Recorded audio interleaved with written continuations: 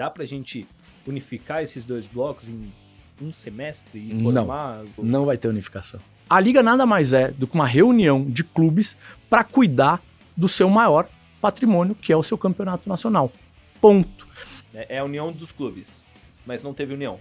Formou 2 blocos. Por quê? A principal reunião, que era a reunião de entrega do trabalho, 2 dirigentes se desentendem de uma forma bastante séria. A gente está no mais perto possível da solução ou a gente voltou algumas casinhas nesses últimos semanas, meses, dias? Nos últimos meses, a gente voltou várias casas. Mas, durante os 5 anos dessa briga, que eu acabei de narrar, a gente caminhou muitas casas. O Palmeiras de 2003 era virtualmente quebrado. Naquele momento, a gente tinha que fazer o Palmeiras respirar.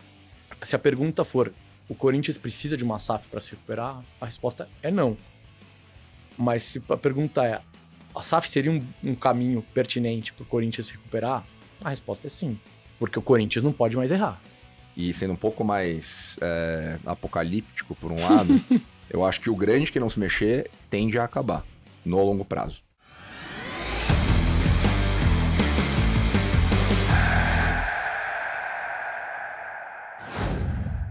Está valendo! Começa mais um Sports Market Makers, o podcast do Market Makers, em parceria com a Outfield, que te deixa por dentro de tudo que envolve o mundo de esportes e finanças. E hoje o episódio está imperdível. No episódio passado falamos de NBA e hoje voltaremos a falar de futebol com um convidado. Esse é craque. Esse é o verdadeiro craque, André Sica. Daqui a pouco eu vou falar um pouco mais sobre ele.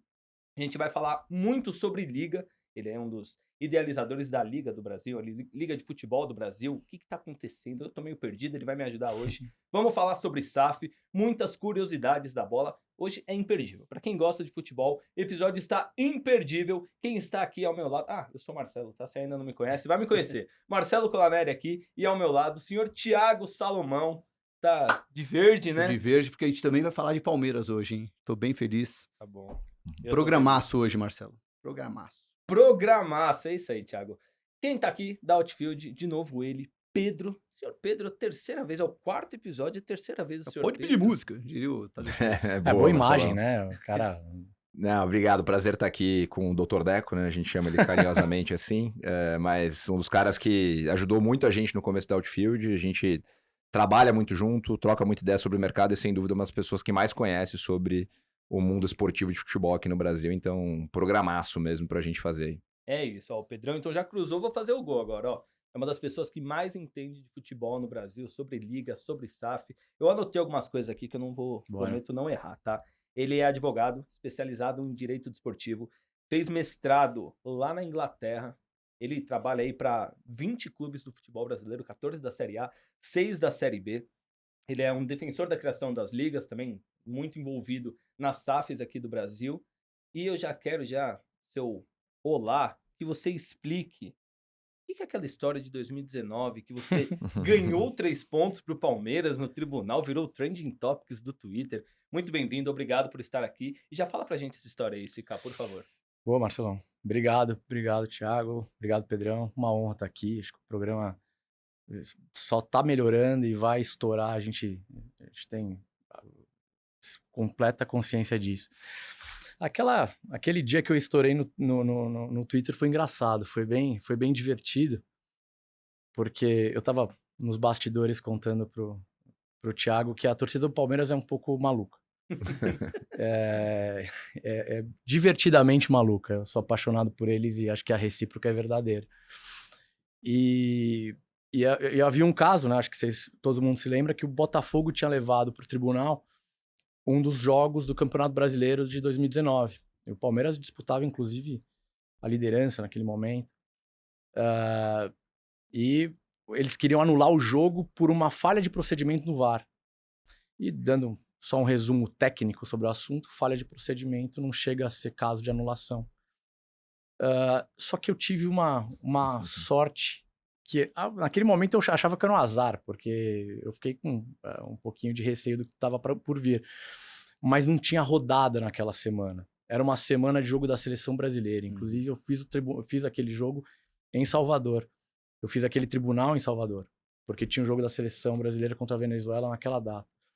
Então não tinha rodado e o Palmeiras tinha 3 pontos suspensos. E o meu julgamento foi transmitido pela Globo. Só isso. pela Globo.com, obviamente, mas foi transmitido. E a gente ganhou o caso por unanimidade e o tribunal devolveu os pontos para o Palmeiras. Então, o Palmeiras, na verdade, foi o único que jogou naquele momento e eu que estava em campo. Eu acho que é a primeira vez que eu estive em campo e única. E o Palmeiras saiu daquela não rodada com 3 pontos a mais e eu, inocentemente, nem Twitter sei mexer direito, mas eu tuitei, eu falei, bom, legal, ganhamos mais 3 pontos.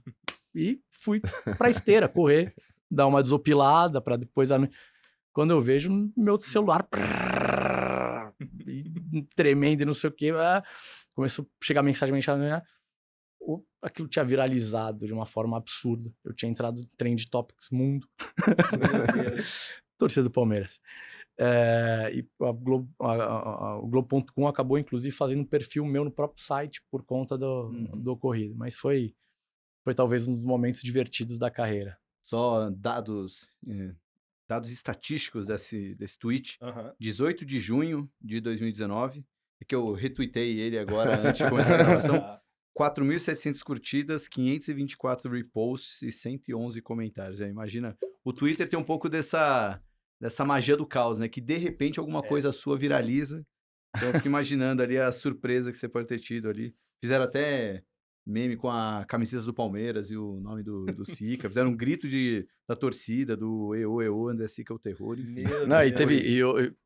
qualquer coisinha que eu fizesse depois, eles retomavam a história, mandavam a camisa de novo. Então eu falei pra vocês, a torcida do Palmeiras realmente é divertida. Tomara que eu não faça nenhuma besteira.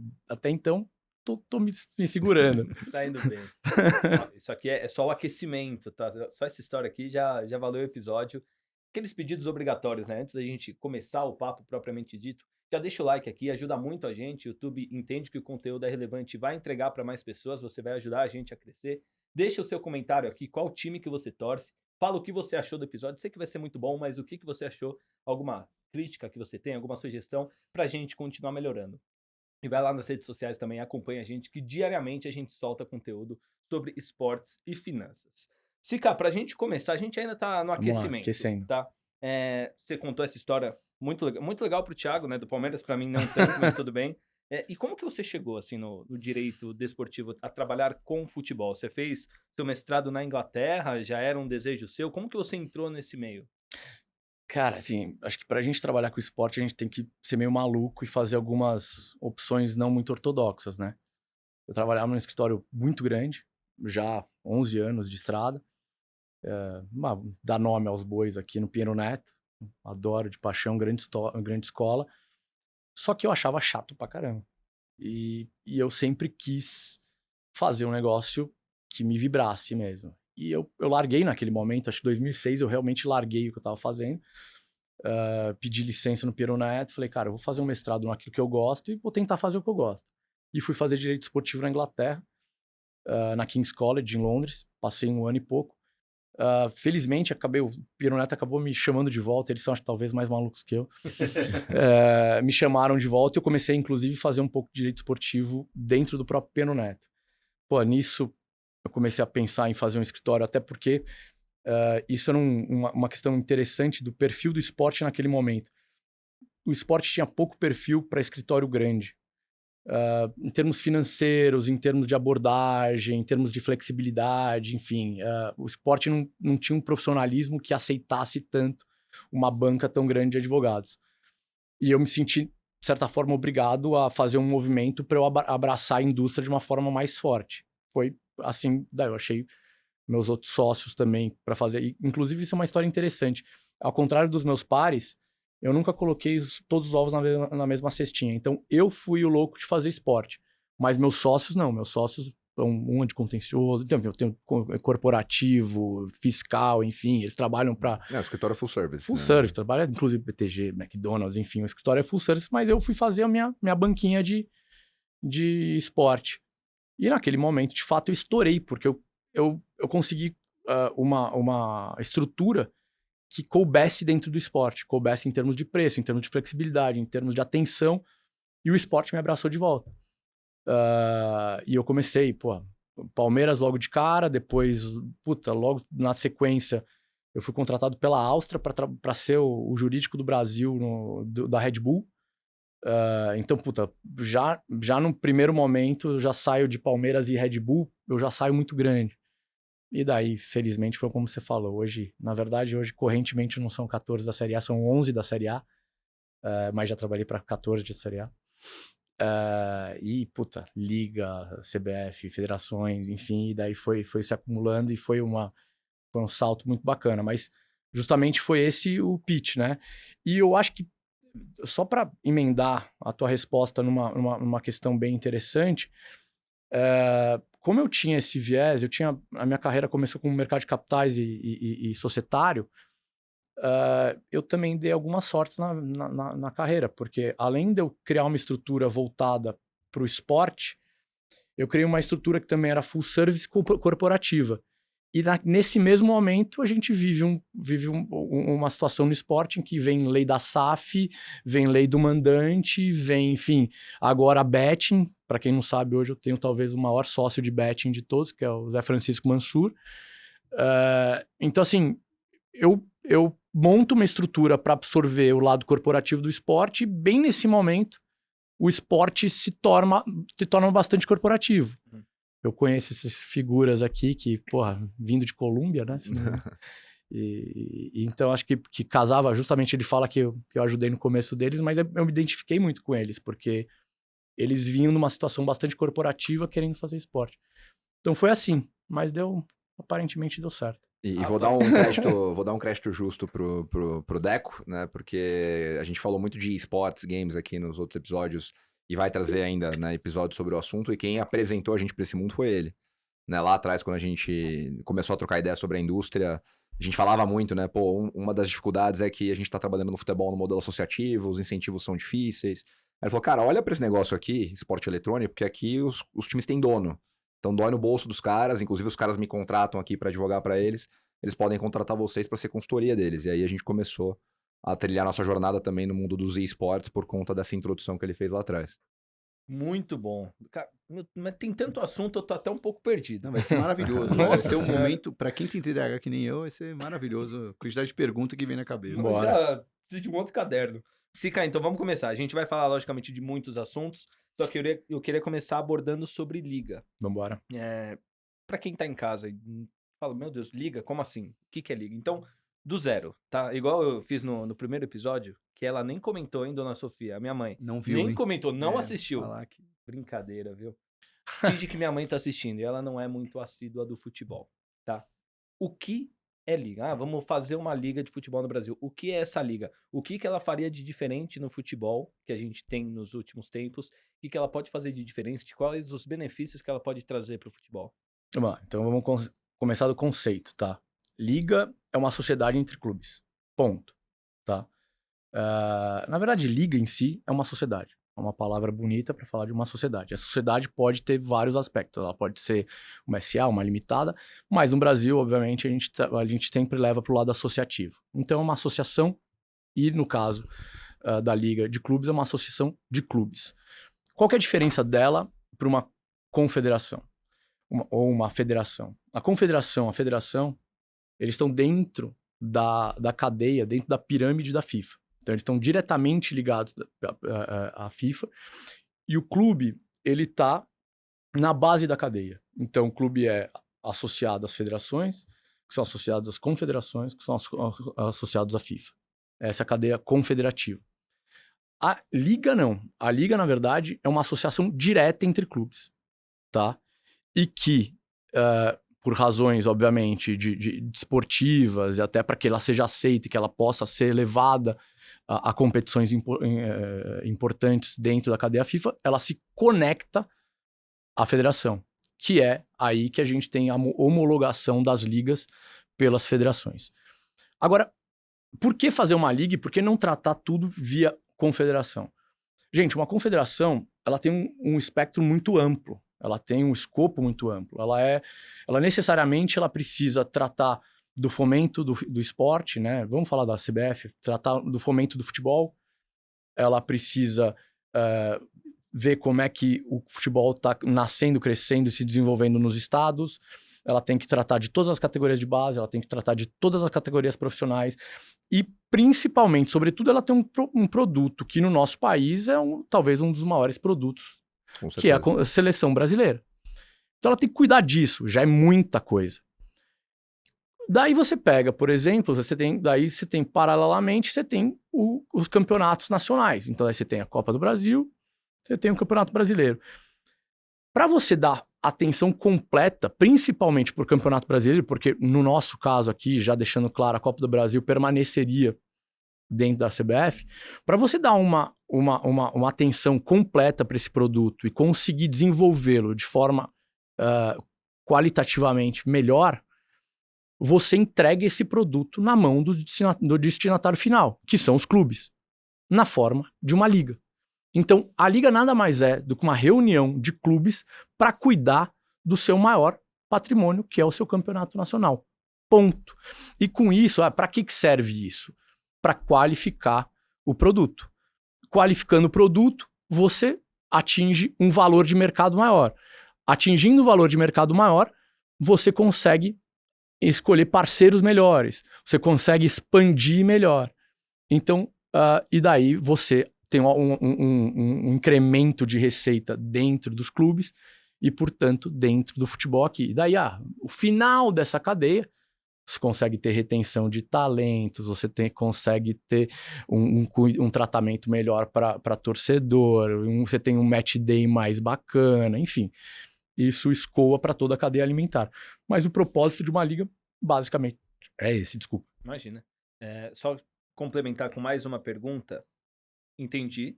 Eu acho que foi a primeira vez que eu entendi o que é liga. De verdade, eu li, estudei, escutei, mas agora realmente Faz entendi. todo sentido. Que bom. Muito obrigado. Aí você falou que é uma reunião de clubes, né? E um dos objetivos é aumentar o valor de mercado. Como que a gente está nessa negociação? Porque, pelo que eu entendi, são 2 blocos, né? Sim. A Libra e a Liga Forte União. Como que tá essa negociação? E só mais um. Por que se dividiu? Né? É a união dos clubes, mas não teve união. Formou 2 blocos. Por quê? Marcelo, então eu vou voltar um pouco atrás. Acho que tomara que a gente tenha tempo, mas vou tentar ser mais... vou tentar ser mais conciso. Voltar lá em 2019. 2019. O que aconteceu? Basicamente, os clubes já vinham discutindo, obviamente, a pertinência de liga há muito tempo. A liga, na verdade, eu falo muito isso. A liga é um caminho óbvio. Não precisa ser muito inteligente para entender que você precisa de uma liga. Tá? Só que os clubes, eles sempre experimentaram uma situação muito difícil dentro do Brasil. Os clubes, eles têm uma rivalidade muito grande e uma disputa muito acirrada dentro de campo e uma disputa política muito forte fora de campo. E isso não criava ambiente propício para a criação de uma liga. Mas aí os clubes sempre se falavam. Vem a pandemia, no começo de 20. No começo de 20, dentro da pandemia, a gente tinha... os clubes pararam de jogar e mas foram obrigados a olhar para o business.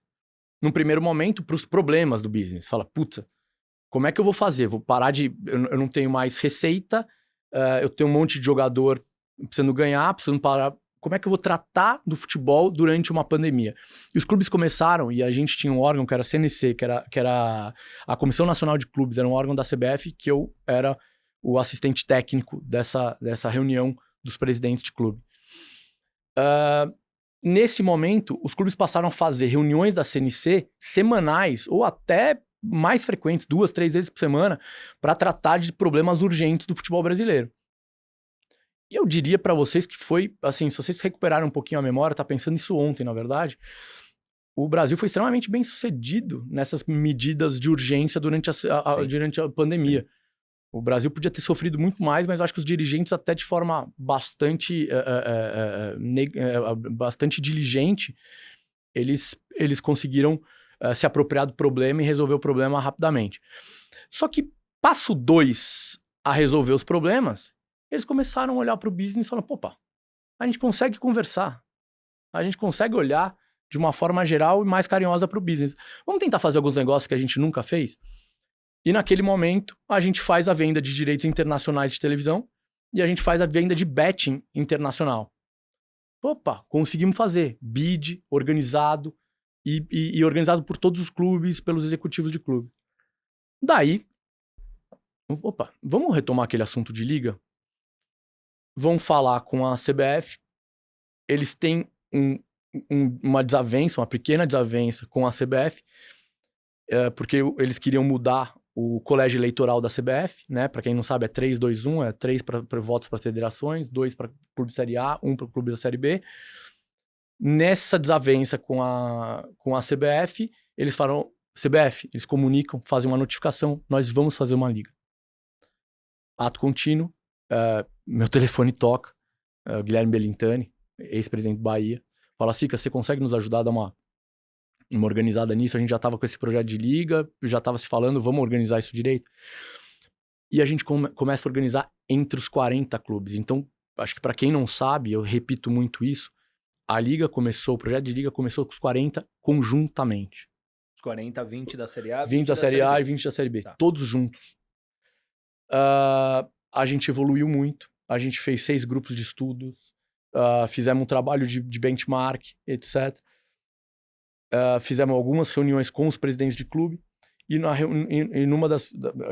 principal reunião, que era a reunião de entrega do trabalho, a gente entrega o trabalho é aplaudido, é comemorado, é celebrado, só que 2 dirigentes se desentendem de uma forma bastante séria, tá? Talvez dentro do que eu já vi no esporte, uma das formas mais agressivas que eu tenha presenciado.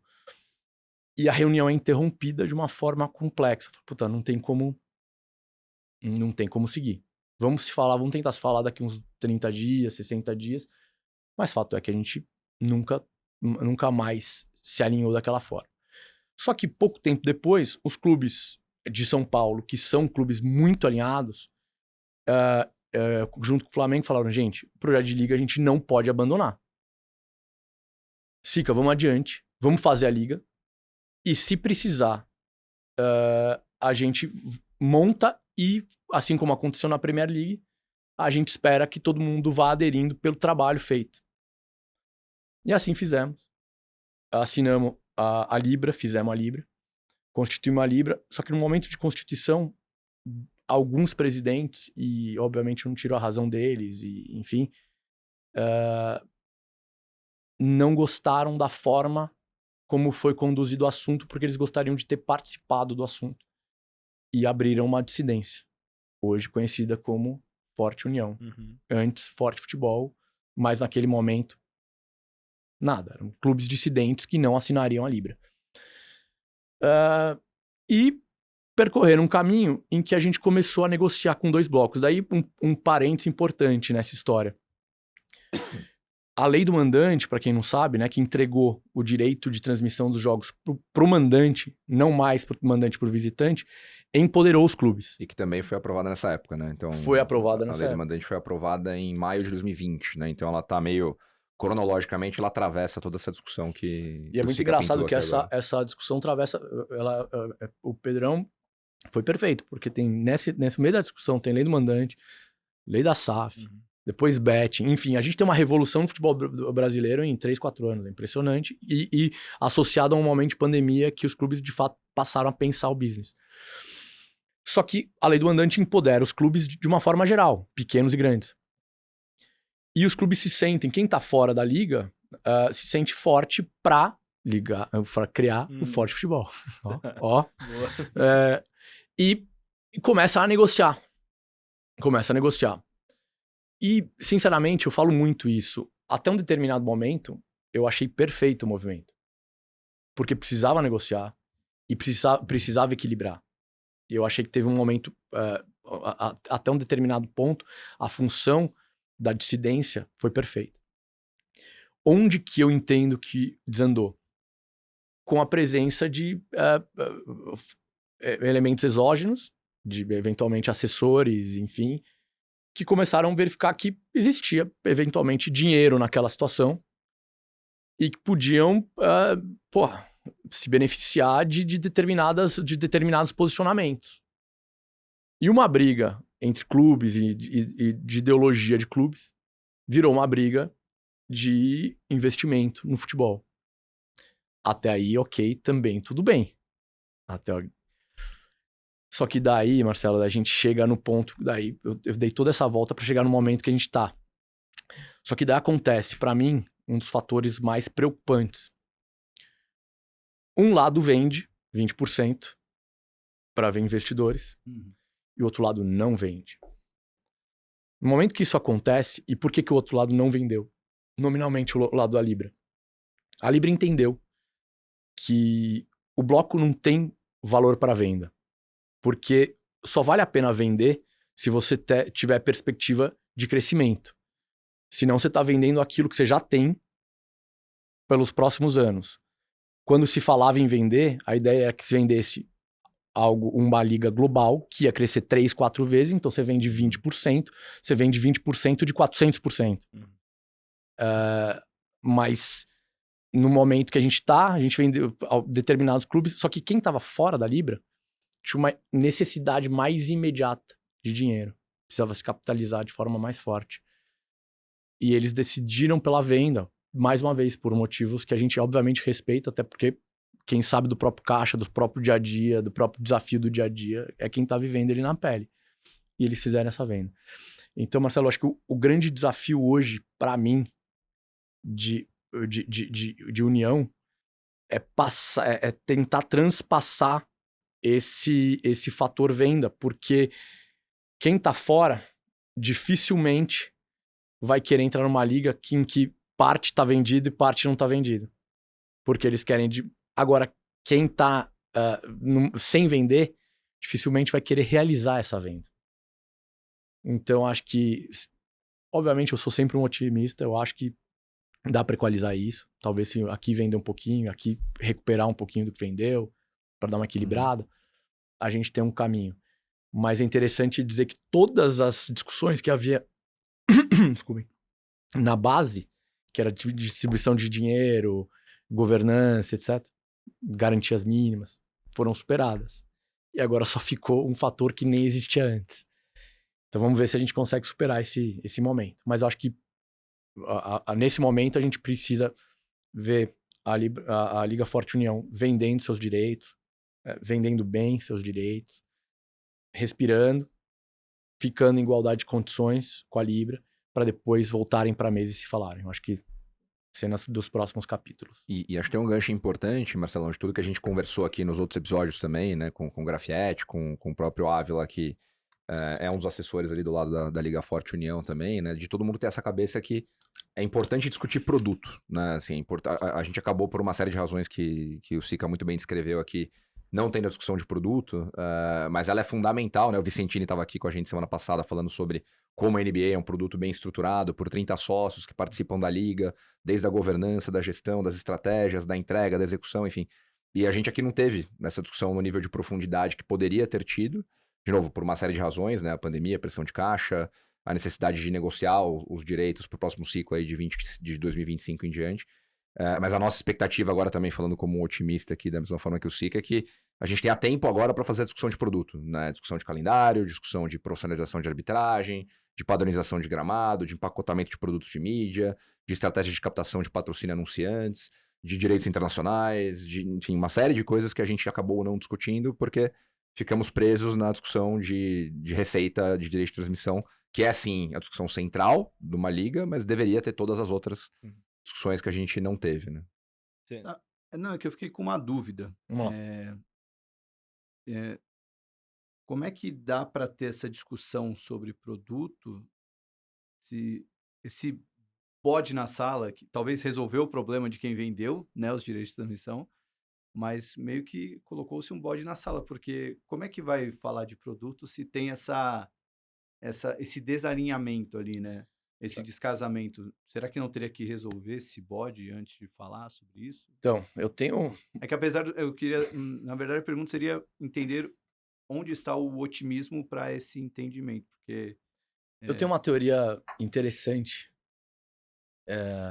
espero que alguns mais me acompanhem, que eu não fique sozinho nessa, mas que aquilo que uma liga trata ela não depende completamente de venda de direitos, tá? Você reunir os clubes para fazer um campeonato, qualificar um campeonato, tomar conta do seu produto para vender ele melhor, não depende necessariamente de bloco A e bloco B, tá? Então, o que eu quero dizer? No limite, a gente pode pensar que não haveria nenhum problema de Forte União permanecer fazendo a venda dos direitos daqueles grupos, daqueles clubes que pertencem à Forte União, Libra fazendo venda dos produtos, principalmente dos direitos de transmissão de quem está na Libra. E enquanto isso, houvesse uma reunião desses clubes para fazer o produto em si, porque independe uma coisa da outra. Até porque, ao fazer essa reunião de clubes e a criação de uma liga embaixo, independentemente dos direitos de transmissão, você destrava a venda e o valor de uma série de outros direitos. Uhum. Então, naming do campeonato, os subprodutos do campeonato, as próprias placas que hoje estão com os clubes, mas há uma discussão eterna sobre a propriedade final desse direito. Enfim, você destravaria uma série de direitos que, sinceramente, se a gente mantivesse os direitos de televisão lá em cima, desconectados dessa estrutura, não seria ideal, mas não seria impossível. E por um período de tempo, né? E por um período de tempo, que é um perpetuamente. ciclo. Imaginemos que a gente venda o primeiro ciclo de forma independente entre os dois blocos, no próximo ciclo a gente pode se encontrar. Então, o ideal era que os clubes enxergassem que a união deles independe do que está acontecendo em termos de discussão de direitos. Mas é por isso, acho que a gente precisa pluralizar essa opinião. Eu não posso ficar vendido nessa história. Não sendo, abraçando a teoria, mas sendo mais objetivo aqui, a gente até falou isso essa semana para um investidor aqui no mercado financeiro, que a liga não são os direitos de transmissão e os direitos de transmissão não são a liga. Uhum, a liga é o produto, a liga está acima dos direitos de transmissão, né? Você pensar na lógica de qualquer empresa, os direitos de transmissão são uma das receitas que a liga tem, né? Isso que o Sica descreveu aqui. Então, as coisas poderiam conviver, independente da venda separada nesse momento. Mas aí, pensando numa empresa, qual é a representatividade de direito de transmissão dentro dessa empresa? Assim, hoje, na média, a gente está falando de 40%, né, da receita dos clubes. Então, é representativo, claro, mas você tem outros 60% para serem trabalhados. Você tem receitas novas, né, como o Sica falou, para serem criadas. Você tem o produto, né? O gringo lá fora hoje, quando olha para o Campeonato Brasileiro, ele olha pro futebol brasileiro, ele não sabe, não é a Premier League, não é a Série A, não é a La Liga, não é o produto. Ele tá olhando pro futebol brasileiro porque o futebol brasileiro gera muito jogador, porque a gente tem a seleção brasileira, a gente é uma bandeira importante no futebol. Mas ninguém fora do Brasil consome Campeonato Brasileiro. Toda essa história de que, né, muito se fala no noticiário, vamos vender direito internacional. Direito internacional brasileiro hoje ainda é residual perto do que ele pode valer. Por quê? Porque a gente não tem a discussão do produto. Quando o cara lá da grade da Warner, da NBC, da Sky na Europa, ele olha para o Campeonato Brasileiro, ele não tá olhando para um produto, ele tá olhando para um negócio que vai encher linguiça na grade dele lá. Até na conversa com o Grafietti, não sei se foi aqui no episódio ou lá quando a gente fez o lançamento do relatório na Galápagos, que ele fala que ele é uma luta para convencer o filho dele a acompanhar o futebol brasileiro, que nem acompanha o futebol brasileiro. Foi lá na Galápagos. Né? Não, hoje eu sou cobrado pelo meu filho por não acompanhar tanto o europeu. Você não sabe quem são? Como você não sabe? Eu falei, cara, deixa eu cuidar do que eu tenho que cuidar. Deixa eu fazer a gente já tem dor de cabeça suficiente aqui, né? Fiquei com uma dúvida, Sica, que você falou em determinado momento que os clubes de São Paulo são muito alinhados. Aí eu fiz uma colinha Houve aqui. Um pequeno desalinhamento nos últimos dias, né? Isso, aí você Tá já bom. matou, o cara é craque mesmo. Eu fiz uma colinha aqui de alguns clubes que são da Libra e da Liga Forte Sim. União. E olhando aqui a Libra, a gente tem de São Paulo, Palmeiras, Santos, Red Bull Bragantino, Ponte Preta, Guarani, Ituano, Novo Horizontino. Deve ter mais algum que eu deixei passar, peço desculpas. E ontem, falando do dia da gravação, sai a notícia que o Corinthians optou por Dia negociar... 27 de junho, então, né? Ontem, 27 de junho. Exatamente, Thiago, muito bem. O Corinthians optou por negociar com a Liga Forte União por um valor aí de, pelo que saiu na imprensa, 1 bilhão e 100, né, pelo período, como o Pedro falou, de 5 anos, de 2025 até 2029. Como que você enxerga esse movimento? Bom, vamos lá. Tem um problema nos clubes que se chama mandato, tá? E esse é a diferença do clube associativo para uma SAF. E por isso que eu sou crítico ao modelo associativo. Você pode ter uma gestora maravilhosa, como é a Leila, e ela de fato é maravilhosa, mas o mandato dela tem começo, meio e fim. E a gente, infelizmente, a linhagem do Palmeiras de boas gestões vem de longe e provavelmente vai se perpetuar. Mas pode acabar. Então, assim, no clube associativo você pode ter esse tipo de descontinuidade. No caso do Corinthians, a gente teve um fim de mandato muito traumático. Muito traumático. E com um grupo opositor assumindo a cadeira e com uma postura de que tudo aquilo que tinha sido feito até então não estava correto. Isso também é normal no futebol. Isso também é muito normal. Eu já passei por isso, eu já estive dentro de clube quando isso aconteceu. Isso é normal. Principalmente quando a gestão anterior não entrega resultados, etc. Fora isso, para mim, existe um segundo problema dentro do futebol. Quando você não é um profissional do ramo, você não estudou como o Pedrão estudou a vida inteira para fazer, enfim, você tem uma curva de aprendizado. E você demora para entender um pouquinho quem é quem, quais são as alianças, por que você respeita determinados players, por que você não rompe São Paulo, por que você mantém esse círculo fechado. Então, normalmente, você não faz esse movimento porque você está entendendo aquilo lá. Quando você, além de estar fora do jogo, entrar no jogo, você é um opositor que entrou no jogo e está conhecendo esse jogo, você está sujeito às mais diversas intempéries e influências. Então, acho que o caso momentâneo do Corinthians, porque eu tenho absoluta certeza de que o Corinthians vai ter essa curva de aprendizado e vai, enfim, entender melhor um pouquinho as relações de poder dentro do futebol, você, de fato, teve uma confluência de fatores negativos, eu diria negativos para fins de União de São Paulo, tá? Agora, insisto, São Paulo sempre teve um histórico de união plena e foi o que fez o futebol paulista prosperar tanto e estar tanto na vanguarda e tão acima das demais federações, dos demais estados. Ele não está invulnerável, ele não tá obviamente alheio a eventuais intercorrências, que é o que está acontecendo.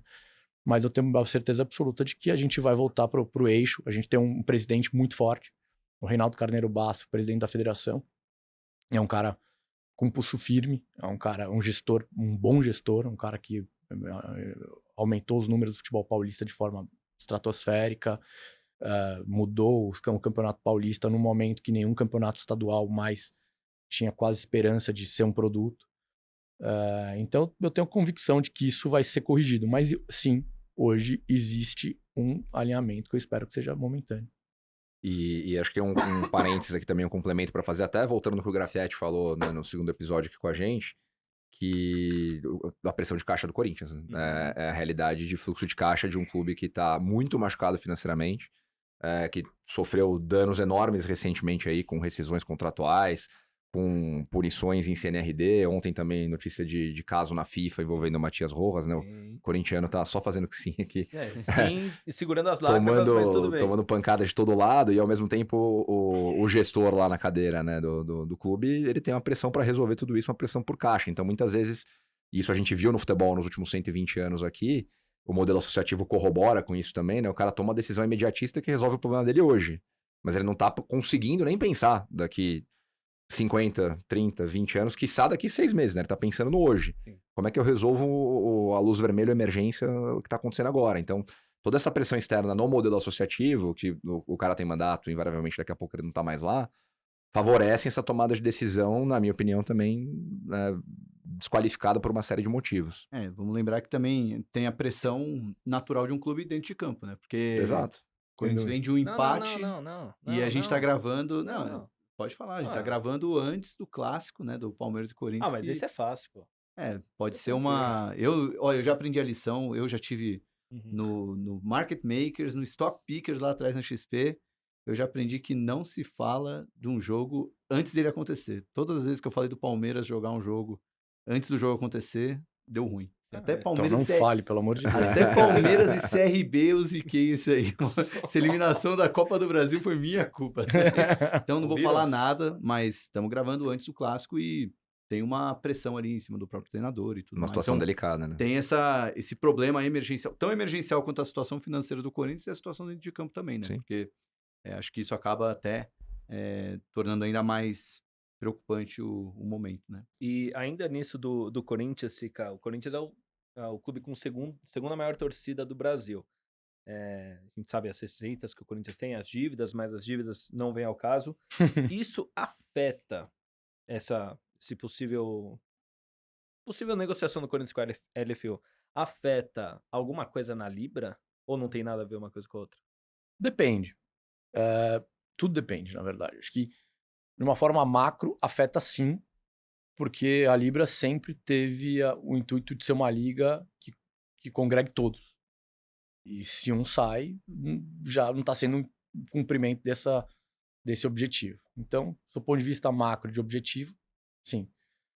Do ponto de vista de contrato, existe um impacto. Obviamente, eu tenho cláusulas de confidencialidade, mas existe um impacto que dependendo de outros fatores, pode ser até positivo.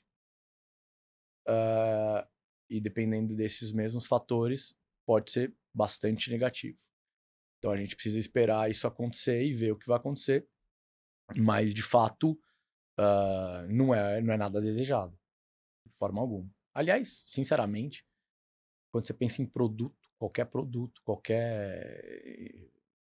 qualquer mesa de clubes, tem que ter o Corinthians. Você não ter o Corinthians numa mesa dessa é uma perda enorme. Então, assim, até existencialmente falando, não é bom. Eu falei agora há pouco dos times de São Paulo, né? Mas usando minha colinha aqui de novo, na LFO a gente tem times, o Fluminense, o atual campeão da Libertadores, né? Temos o Atlético Paranaense, América Mineiro, Atlético Goianiense, Avaí, o Botafogo, Criciúma, que tá na Série A, Cruzeiro, então temos muitos clubes. O Internacional, o Grêmio tá na Libra, São 11 né? da Série A lá e 9 da Série A na Libra. Então hoje temos mais times da... Você tem mais lá.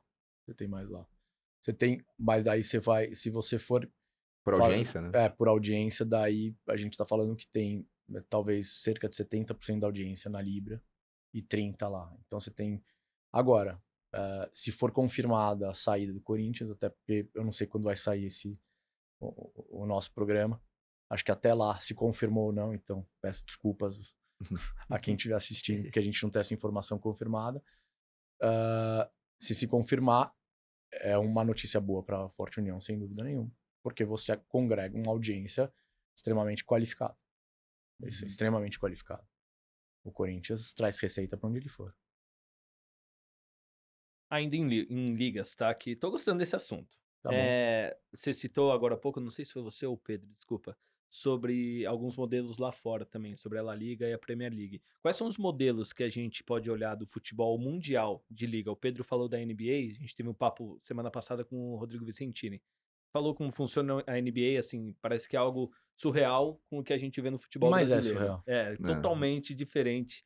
E olhando para o futebol mundial, qual liga que você acha que funciona muito bem que a gente aqui no Brasil poderia se espelhar? Eu até estava brincando ontem num papo com os alunos da FMG, que a liga perfeita é a Premier League, não tem nem o que discutir, é uma liga que você tem 1.5, 1.6 de distância de receita entre o primeiro e o último, é um negócio, uma liga extremamente achatada, com um sistema de governança corporativa absolutamente no estado da arte, enfim. Então, só que eu também brinquei que você acelerar teu carro, você tá 30 anos atrás, 60 anos atrás, e você querer virar a Premier League da noite pro dia, desculpa, você sentar na janelinha, daí é uma pretensão, sinceramente, até muito grande. Então o modelo que a gente tem como inspiração mesmo é o da La Liga, que é um modelo que você tem um pouquinho mais de participação dos clubes, que você tem uma governança bem interessante, muito bem definida, e um achatamento também bem interessante, que você chega num percentual de 3 vezes e meia entre o primeiro e o último, entre o que ganha mais e o que ganha menos. Então você tem, comparativamente com o modelo que tem atualmente, é extremamente superior. Então, eu diria que hoje a gente se inspira muito no modelo da La Liga, a nossa governança, a governança que a gente montou. E daí eu tô falando nossa, todos os 40, tá? Porque a governança especificamente foi fechada entre todos. E todos aceitaram o modelo. Então, a Assembleia Geral, os dois conselhos, Conselho de Série A, Conselho de Série B, depois o board, né, o Conselho de Administração, abrindo para as diretorias, enfim, e pendurado nessa cadeia produtiva, uma media company que faz justamente a comercialização de direitos. Então, esse modelo, esse organograma, ele já está aceito por todo mundo. Então, é onde a gente se inspira e onde a gente gostaria de chegar. E para dar um potencial da onde a inspiração poderia nos levar, né, tem o lado de que a La Liga recebeu um investimento da CVC, que é o maior fundo de private equity do mundo, né, tem mais de 100 bilhões de dólares sob gestão, investe numa porção de ativos esportivos, dentre eles a La Liga, e dentro da La Liga também, né, a gente estudou muito isso, até debatemos bastante junto lá atrás, e um ponto que a gente não falou, não se fala publicamente aqui no futebol brasileiro também, a La Liga é uma empresa que tem mais de 100 colaboradores que trabalham para o produto La Liga. Então, parte da discussão de formação de liga aqui no Brasil também é criar uma empresa. Você tem que ter um organograma, você tem que ter um CEO, você tem que ter um CMO, CFO, contratar os times. E essa liga vai trabalhar em benefício da Série A do Campeonato Brasileiro, da Série B do Campeonato Brasileiro, de todos os clubes que são associados a isso. É exatamente a história que o Vicentini contou pra gente semana passada, aplicada à realidade do futebol brasileiro. E a gente não chegou no ponto de ter essas discussões porque paramos no meio do caminho por conta dos direitos de transmissão, né? Então tem um caminho largo pra gente percorrer ainda. Agora, só para o espectador entender algumas nuances que são importantes também. Primeiro, existe uma diferença legislativa abissal, né? A gente hoje tem a legislação anglicana, Estados Unidos, Inglaterra, eles tratam o esporte como bem privado. E a legislação romana, que é de onde decorre a nossa legislação, ela trata o esporte como bem público, tá? Que isso quer dizer? Quer dizer que aqui, no público, tem intervenção estatal.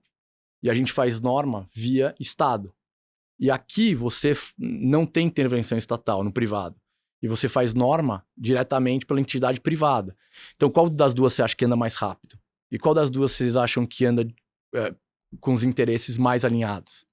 Então, daí sim, você tem Premier League, você tem NBA, você tem MLS. Então, assim, pra gente chegar lá, a gente teria que morrer e nascer de novo, basicamente.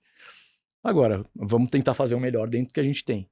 Tá? Então, assim, é só para deixar um pouquinho mais de alinhamento, porque não existe só uma questão, veja bem os dirigentes, veja bem isso aqui. Bom, a gente luta contra todo um sistema pré-concebido, uma Constituição de 1988, que vem anteriormente de um regime ditatorial, e para quem não sabe, dentro do regime ditatorial, você tinha um regime que o Estado era absolutista dentro do esporte, absolutista. Então, o Estado, para vocês terem noção, durante a década de 70, o Estado tomava todas as decisões, inclusive podia, como vocês sabem bem, trocar técnico de seleção brasileira. Então, assim, a gente evoluiu, obviamente, né, para uma Constituição democrática. Mas, em termos conceituais, a intervenção estatal é muito ruim. Eu vou só fazer um parênteses importante, até para falar de um assunto que me interessa falar. Que é, por exemplo, a gente tinha a Lei Pelé, que era uma lei boa na época, mas ficou anacrônica até um determinado momento, porque é velha, né? Ela é de 98.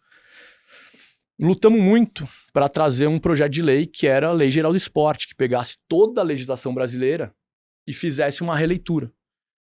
Foi um trabalho feito durante anos pela Comissão de Esporte, foi muito bem feito, muito bem executado, foi para votação, já houve intervenção ali das casas, né, do Congresso, do Senado, mudaram um pouco o projeto para pior, mas até então não estava péssimo, foi para sanção ou veto presidencial dentro do governo Lula. Foi um dos maiores absurdos que aconteceu na história do processo legislativo. Houve 300 vetos, desfiguraram a lei. E a lei hoje é imprestável, a Lei Geral do Esporte, tão imprestável que mantiveram viva a Lei Pelé. Então hoje você tem duas legislações, a Lei Pelé e a Lei Geral, coexistindo, contraditórias, e sem que o governo consiga resolver o problema. Tanto que o Fufuca agora, ele vai buscar, inclusive, uma lei específica do futebol, porque já que ele não está conseguindo, não ele especificamente, pelo amor de Deus, mas já que não está se conseguindo resolver o problema geral do esporte, que pelo menos resolva o problema do futebol, o principal produto esportivo do país, para a gente conseguir caminhar. Mas é nesse nível que o governo atrapalha o nosso futebol, ou o nosso produto interno, ou o nosso esporte. É grave. E pensando em toda essa treta que você falou, que o Pedro também falou, a gente já está praticamente acabou junho, né, de 2024. E a gente já tem o nosso próximo ciclo agora em 2025. Estamos falando aí de um semestre para começar o próximo ciclo, né?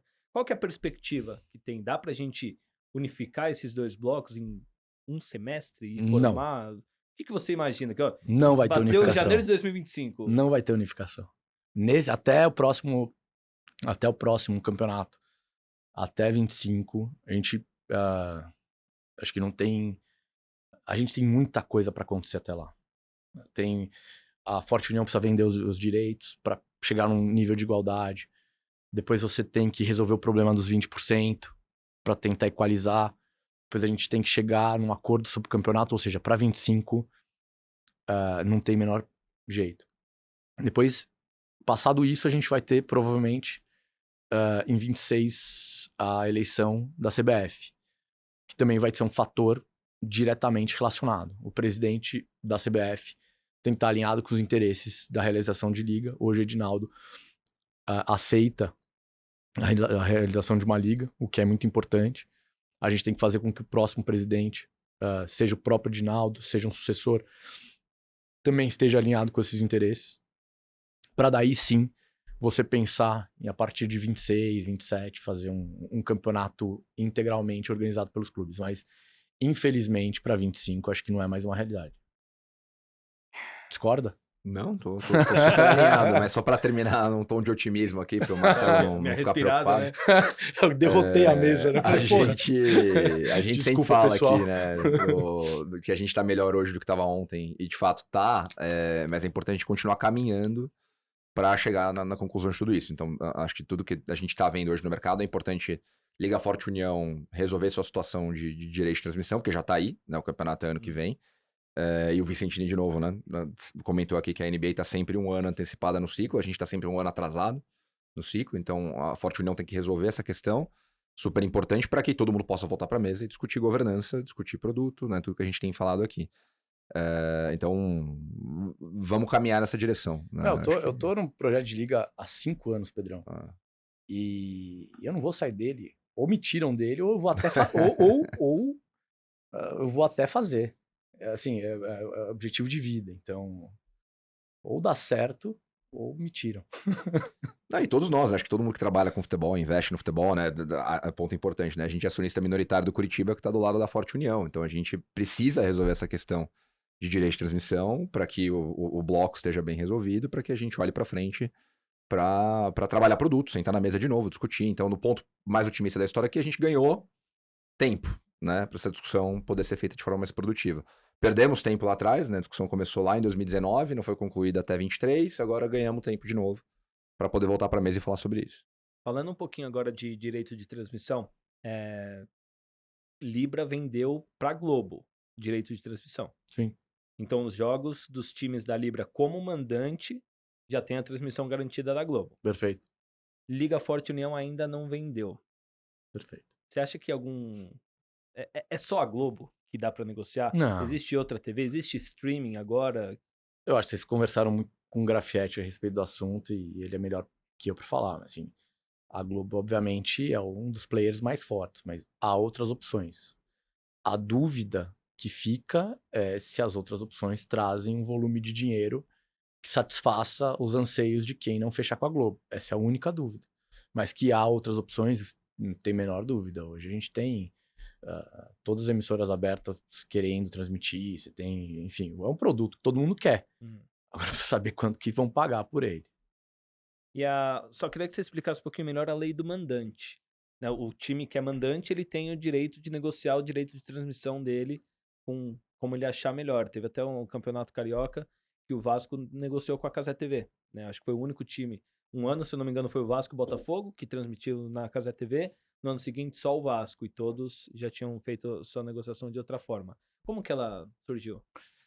Muito interessante essa pergunta. Mas e se foi... vamos lá, primeira coisa. A lei brasileira, feita pelo governo brasileiro, era uma bizarrice. E era contrária a qualquer outra legislação internacional. O que a lei brasileira fazia até então, até 2021? Ela atribuía o direito de autorizar transmissões de jogos para mandante e visitante. Então ela fazia o seguinte, ela dava metade do direito para cada um. Só que se você não usa... Parece aqueles filmes que você tinha que ter as duas metades do anel para ter o poder completo. Então assim, só que sem as duas metades você não fazia nada. Então basicamente isso. Se houvesse uma confluência de interesses, ou seja, se mandante e visitante quisessem transmitir, transmitia. Se um dos dois não quisessem, não transmitia. Essa era a realidade até 2020. Só que o que gerava isso? Isso beneficiava o monopólio. Por que beneficiava o monopólio? Você, Marcelo, você é dono de uma grande emissora de TV. Qual que é o teu movimento básico? O teu movimento básico é pagar o quanto for para comprar o direito dos 10 maiores clubes. Daí os 10 menores ficam de lado, falando assim, opa, eu preciso também estar lá. Então, como é que eu faço? Você, Marcelo, chega pros caras e fala, olha, tem 2 balas Juquinha aqui, se vocês quiserem, vocês pegam. Se vocês não quiserem, tudo bem, ninguém transmite, não acontece nada e tá tudo bem. Mas eles não tinham opção, por exemplo, de vender para um outro player. Então isso gerou um cenário ruim. Até que a gente teve um movimento da Turner, né? Não dá para contar todas as histórias, senão a gente vai ficar aqui. Vocês me convidem de novo depois, qualquer coisa. Mas houve um movimento da Turner, comprou um pedaço, etc. E quem fez o movimento da Turner, inclusive o Palmeiras foi um dos que fez o movimento da Turner, a gente começou a lutar para que a legislação se adequasse, na verdade, ao âmbito internacional, que era o mandante tem o dever, tem o direito de transmitir as partidas. O que isso fazia? Fazia com que todos os clubes, ao invés de ter 38 metades, eles passassem a ter 19 inteiras. E cada clube tinha seu direito de venda. Então você empoderou todos os clubes da mesa. Então, individualmente, todos os clubes tinham um jogo contra o Corinthians. Baita jogo para vender. Todo clube tinha um jogo contra o Flamengo.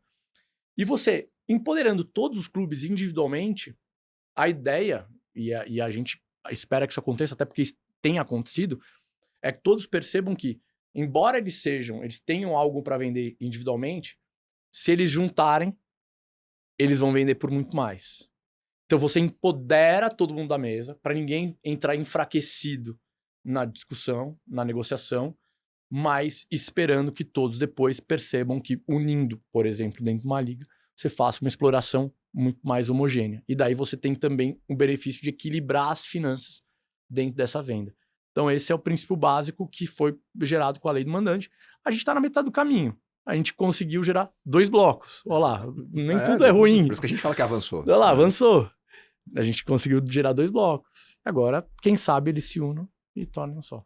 Mas só para fechar o lance dos 2 blocos, eu imaginava que a gente não ia sair daqui com uma resposta para a solução dos problemas, né? Mas pensando que é quase como um joguinho de tabuleiro, né? A gente está no mais perto possível da solução ou a gente voltou algumas casinhas nesses últimos semanas, meses, dias? Não, vamos lá. Nos últimos meses, a gente voltou várias casas. Um bloco vender, outro bloco não vender, é um grande problema. Uhum. Mas durante os 5 anos dessa briga que eu acabei de narrar, a gente caminhou muitas casas, tá? Porque a própria conscientização do que é uma liga e para que ela serve, cara, quando começou esse assunto, quando começou lá atrás, quando a gente conversava sobre isso, pô, ninguém sabia para que servia, não sabia por que a gente tava falando disso, não entendia, enfim, era uma... Enfim, hoje já existe uma conscientização, hoje já é uma decisão óbvia, hoje todo mundo consegue enxergar valor. Agora, a gente chegou você falou, né, um tabuleiro, aí a gente tá mexendo nas pecinhas. A gente chegou num movimento difícil, que é justamente pular esse probleminha que foi gerado. Mas assim, é mais fácil resolver esse problema que ocorreu agora do que você ter essa evolução, principalmente de curva de conhecimento, curva de aprendizado, que a gente tava anos-luz atrás. Se a gente fizer o zoom out aí, né, olhando onde a gente estava quando a gente começou o Outfield lá em 2016, o salto foi quântico já de onde a gente está. É claro que ainda tem um caminho grande para percorrer, mas quando você sai da base zero, né, toda essa evolução que o Sica descreveu bem aqui, de a gente começar a falar de liga lá em 2019, ter a lei do mandante, aprovação da lei da SAF, todas as mudanças que aconteceram de lá para cá, o interesse da Faria Lima pelo tema, investidores institucionais entrando, o mercado global olhando para isso, pô, finalmente a gente está tendo as discussões que a gente deveria ter tido sempre, né? E elas estão acontecendo agora. Então, a evolução dos últimos 5 anos, ela é brutal. Ó, eu queria... Tem muito assunto pra gente falar, eu não quero falar só de liga, quero aproveitar o seu conhecimento, mas antes da gente trocar de assunto, chegou aquele momento que a gente falou pra você antes. Tá, tem a pergunta aquele capciosa. momento, aquele que estamos chamando aqui no ouvido, é o momento, vamos fazer a janelinha, que é a hora da pergunta do VAR. Eu nem sei se ele tá preparado, só joguei. Se não tá preparado também, Bruno Chattak, o homem da pergunta do VAR. Venha, senhor Bruno. E bela Doutor camisa, Bruno Chattak. Olha a camisa do VAR, se liga. Dá uma olhadinha ali pra câmera ali, ó. Vai usar aí. Boa. Bom, essa aqui é a edição comemorativa dos nossos 2 mil inscritos essa semana. Foi, parabéns. Agradecer ao pessoal, a toda a equipe. Bom, André, falando um pouco aí do que você representa para pessoas que estão aqui fora também. Queria agradecer porque, em especial, tanto a sua história quanto a do Rico Moreira me fizeram, na virada do ano, dar uma olhada para o que realmente um advogado pode contribuir com o esporte. Então, a gente não precisa mudar de carreira, a gente pode continuar trazendo direito para o esporte. E eu acho que já aproveitando para minha pergunta, é para a gente falar um pouquinho de direito, sem aquele juridiquês chato, né? Que o pessoal sabe aí como é que às vezes é moroso. Mas a gente tem falado muito de SAF, né? A gente tem falado desse novo fluxo, dessa nova oxigenação para os clubes brasileiros. E muitos desses clubes estão em situação que, fosse uma empresa normal, estaria quase no estado falimentar. Dentro da lei da SAF, a lei ela permitiu com que os clubes pudessem deixar aquela dívida, aquele passivo para trás. É óbvio que quem realmente estava quase, entre aspas, morrendo, acabou tomando a dianteira disso, né? Botafogo, Cruzeiro, eram clubes que a gente não sabia se teriam fluxo para mais 2, 3 campeonatos. Mas existem outras associações que estão em períodos muito complicados, né? E a sensação que a gente tem é que a torcida, às vezes, é relutante com esse movimento de SAF. Acho que até vale lembrar do pessoal da Gaviões essa semana dizendo que o Corinthians não vai virar SAF. Mas esses clubes têm se endividado ainda mais. Então, eu queria que você falasse um pouquinho, dentro desse processo jurídico de reestruturação de dívida, o quanto a gente tem que fiscalizar o que os clubes estão gastando mais agora, talvez um pouquinho antes de virar SAF. Às vezes o clube pega 200, 300 milhões num ciclo de 2, 3 anos de aumento de endividamento, como se o Vale SAF fosse um Vale Quebra. Então, eu queria que você explorasse um pouquinho aí essa via com a gente. Boa, Bruno. Perfeito. Em primeiro lugar, Excelente. Muito boa pergunta. Dá licença. Em primeiro lugar, obrigado pelas palavras em relação ao direito. E, cara, assim, sinceramente, assim, uma das coisas que eu sempre falo pro estudante de direito. Acho que o diploma de direito é o diploma mais útil que existe no mundo. Porque, efetivamente, você consegue se encontrar em quase qualquer carreira, né? Você gosta de barco, você vai fazer direito náutico. Enfim, você vai para onde você quiser. E dentro disso, eu acho que foi o esporte, eu consegui congregar minhas duas paixões aí. E de verdade, eu entendi que dava para ser muito feliz fazendo o que gosta. Eu não achava que fosse possível. De verdade, eu não achava. Achava que trabalho era uma coisa, a felicidade era outra. De verdade, hoje eu sou uma pessoa absolutamente feliz com o que eu faço. Absolutamente feliz. Embora eu trabalhe pra caralho. Mas pra complementar com isso, ele é um dos únicos advogados que eu conheci na vida, né? Eu também sou advogado de formação. Que fala que gosta de advogar pra caramba, assim. Eu gosto de advogar. Eu curto muito advogar. Pô, legal. Mas no que eu faço. O problema, assim, não me traz previdenciário pra mesa que eu também não vou fazer. Mas só um complemento antes da sua resposta. O Shatak, né? Um advogado super apaixonado pelo projeto e tá ajudando pra caramba o Sports Market Makers. Acho que mostra também bem a versatilidade. E no Market Makers, um dos convidados que mais deu audiência também é um advogado, né? Que é o Daniel Goldberg, que toca um fundo de Special Situations lá na Lumina, né? Gestora dele. E ele tem também a formação. E foi um dos entrevistados mais brilhantes. O cara vai virar dono do futebol daqui a pouco, vai ter 20 clubes e fez direito aí. É útil. Pra quem costuma falar besteira, é bom estar perto de vários advogados. Assim que Shatak, mas vamos pra tua pergunta. Eu acho que, infelizmente, eu começo com uma negativa, que eu acho que, na verdade, a lei da SAF não é o vale-quebra. O sistema associativo é o vale-quebra, tá? Porque quando você está num ambiente associativo, a associação, por definição, ela não tem dono, tá? É um conjunto de bens, tá? E sem dono, e sem fins lucrativos. Quando você está num ambiente sem dono, tá? E que o dinheiro e sem distribuição de lucro, que o dinheiro não é de ninguém, e que o dinheiro não vai para ninguém, você tem uma falha de gestão, porque você não está comprometido com as tuas decisões, não está pessoalmente comprometido com as tuas decisões. Associado a isso, você tem o que eu tinha te falado, né? Que é o mandato. Que é, para mim, o poison pill do sistema associativo. Porque, assim, o mandato, invariavelmente, estraga uma associação. Por quê? Agora eu vou lembrar, por exemplo, o caso do Atlético Mineiro. O Atlético Mineiro é um baita clube. E hoje, aliás, deixam dar um atestado, né? A gente trabalha com todos os clubes, enfim, faz negócio com todos os clubes. Hoje o Atlético Mineiro é uma máquina. O Bruno Musi é uma máquina. E cumpre todos os seus contratos, pontual no que faz. Mas pré-SAF, a gente tem que lembrar que houve um presidente que estava no último ano de mandato e não tinha ganhado nada até então. E tinha uma cobrança enorme para ser campeão, etc. E ele deu um all-in que o mercado inteiro viu ele dando all-in. All-in pesado, comprando jogador pesado para tentar ganhar título, só que ele estava já disputando contra a Palmeiras, já disputando contra o Flamengo, era difícil. Futebol não aceita all-in. E provavelmente se o dinheiro fosse dele, ele não teria dado all-in. Só que eu tô dando o exemplo dele especificamente, mas eu posso enumerar outros 10, assim, em 10 segundos eu dou 10. Porque, assim, de verdade, esse exemplo não é... Então, por isso que eu te digo, o sistema associativo é o vale-quebra.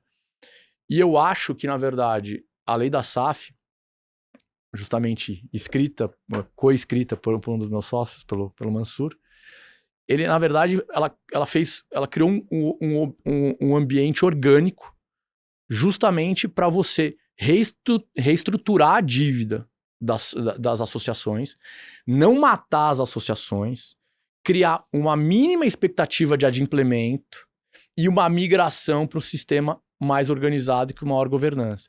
Então, assim, por isso que eu acho que, efetivamente, ela foi concebida de uma forma... É uma forma difícil, principalmente para os credores, né? Porque, você dá um direito de RJ, você obviamente está dando um direito de deságio das dívidas muito severo, muito duro. Mas, assim, no fundo, se você perguntar para cada um dos credores se ele preferia o deságio ou que o clube nunca mais te pagasse, quebrasse e nunca mais desaparecesse, provavelmente ele ia falar que preferia que ele recebesse com deságio. Então, assim, eu sei que é cruel, mas é o fato. Você não mata a galinha dos ovos de ouro, mas você distribui melhor esses ovos, paga menos, põe menos ouro em cada cestinha para que ela continue dando os ovos e, quem sabe, faça como, por exemplo, está acontecendo com o Cruzeiro, faça como está acontecendo com o Atlético Mineiro, que volte com força e renasça com força. Então, essa é a expectativa. E tem um lado importante também do Instituto da Recuperação Judicial, né? Ele não é pura e simplesmente aplicável ao futebol, né? O Thiago sabe muito bem aí. Tem uma série de investidores de mercado que olham para isso como uma ferramenta importante dentro de outros setores. E por meio da lei da SAF, agora o futebol também pode utilizar esse instituto, esse mecanismo, para recuperar empresas que estejam em estado frágil, né? Financeiramente falando. Então, muitas vezes o pessoal pode até confundir e falar, pô, os clubes estão ganhando mais uma colher de chá com recuperação judicial, né? Podendo ter um vale SAF ali, um vale quebra, e na prática é um instituto que se aplica a todos os setores da economia brasileira, né? Eu queria aproveitar o gancho da pergunta do VAR. Excelente pergunta. Ele falou brevemente ali do caso do Corinthians, né? Na semana passada, o presidente dos Gaviões da Fiel teve um protesto no Parque São Jorge e ele falou basicamente que o Corinthians não vai virar SAF, os Gaviões da Fiel, que são os guardiões do Corinthians, não vão deixar isso acontecer. A gente sabe a dívida do Corinthians, você falou até da gestão, renovação e transparência, que foi um final bem traumático, e esse início da gestão Augusto Melo também não está sendo bom. Você que já está no meio do futebol aí há muito tempo, como que você enxerga a solução do Corinthians? Ou o que o time tem que fazer? Vamos lá. Vamos voltar para o Palmeiras de 2013. O Palmeiras de 2013 era virtualmente quebrado. E não existia um sistema SAF. E não existia nenhum sistema, nem o Profut tinha chegado ainda, lembrando que o Profut chegou em 15. Naquele momento, a gente tinha que fazer o Palmeiras respirar. Minimamente respirar e ganhar fluxo. O que a gente fez? A gente criou um fundo, tá? Um fundo creditório. A gente pagou todas as dívidas e a gente trocou o perfil da dívida do clube. E a gente alongou essa dívida. Com isso, o Palmeiras, naquele momento, gerido pelo Paulo Nobre, que era um gestor e que fez uma boa gestão, ele, por sua própria força, ele conseguiu retracionar e voltar a ser, e hoje entrou nesse ciclo virtuoso que, se Deus quiser, não termina mais. Mas vai seja eterno enquanto dura. Que seja eterno enquanto dura. Mas eu diria que se a pergunta for o Corinthians precisa de uma SAF para se recuperar, a resposta é não. Mas se a pergunta é a SAF seria um caminho pertinente para o Corinthians se recuperar, a resposta é sim. Então, assim, dá para eles acharem outro meio, mas para você achar outro meio, você tem que necessariamente alterar o perfil da dívida e fazer uma reestruturação da dívida do clube, necessariamente, e aplicar o estado da arte de gestão. Porque o Corinthians não pode mais errar. Então, assim, acho que dá para ir para um caminho associativo, sim, desde que faça bem feito. E a gente sempre fala isso, né, Marcelão? No fim, a discussão ela é menos sobre o modelo societário, se eu sou uma associação, eu sou uma SAF, e mais sobre o modelo de gestão.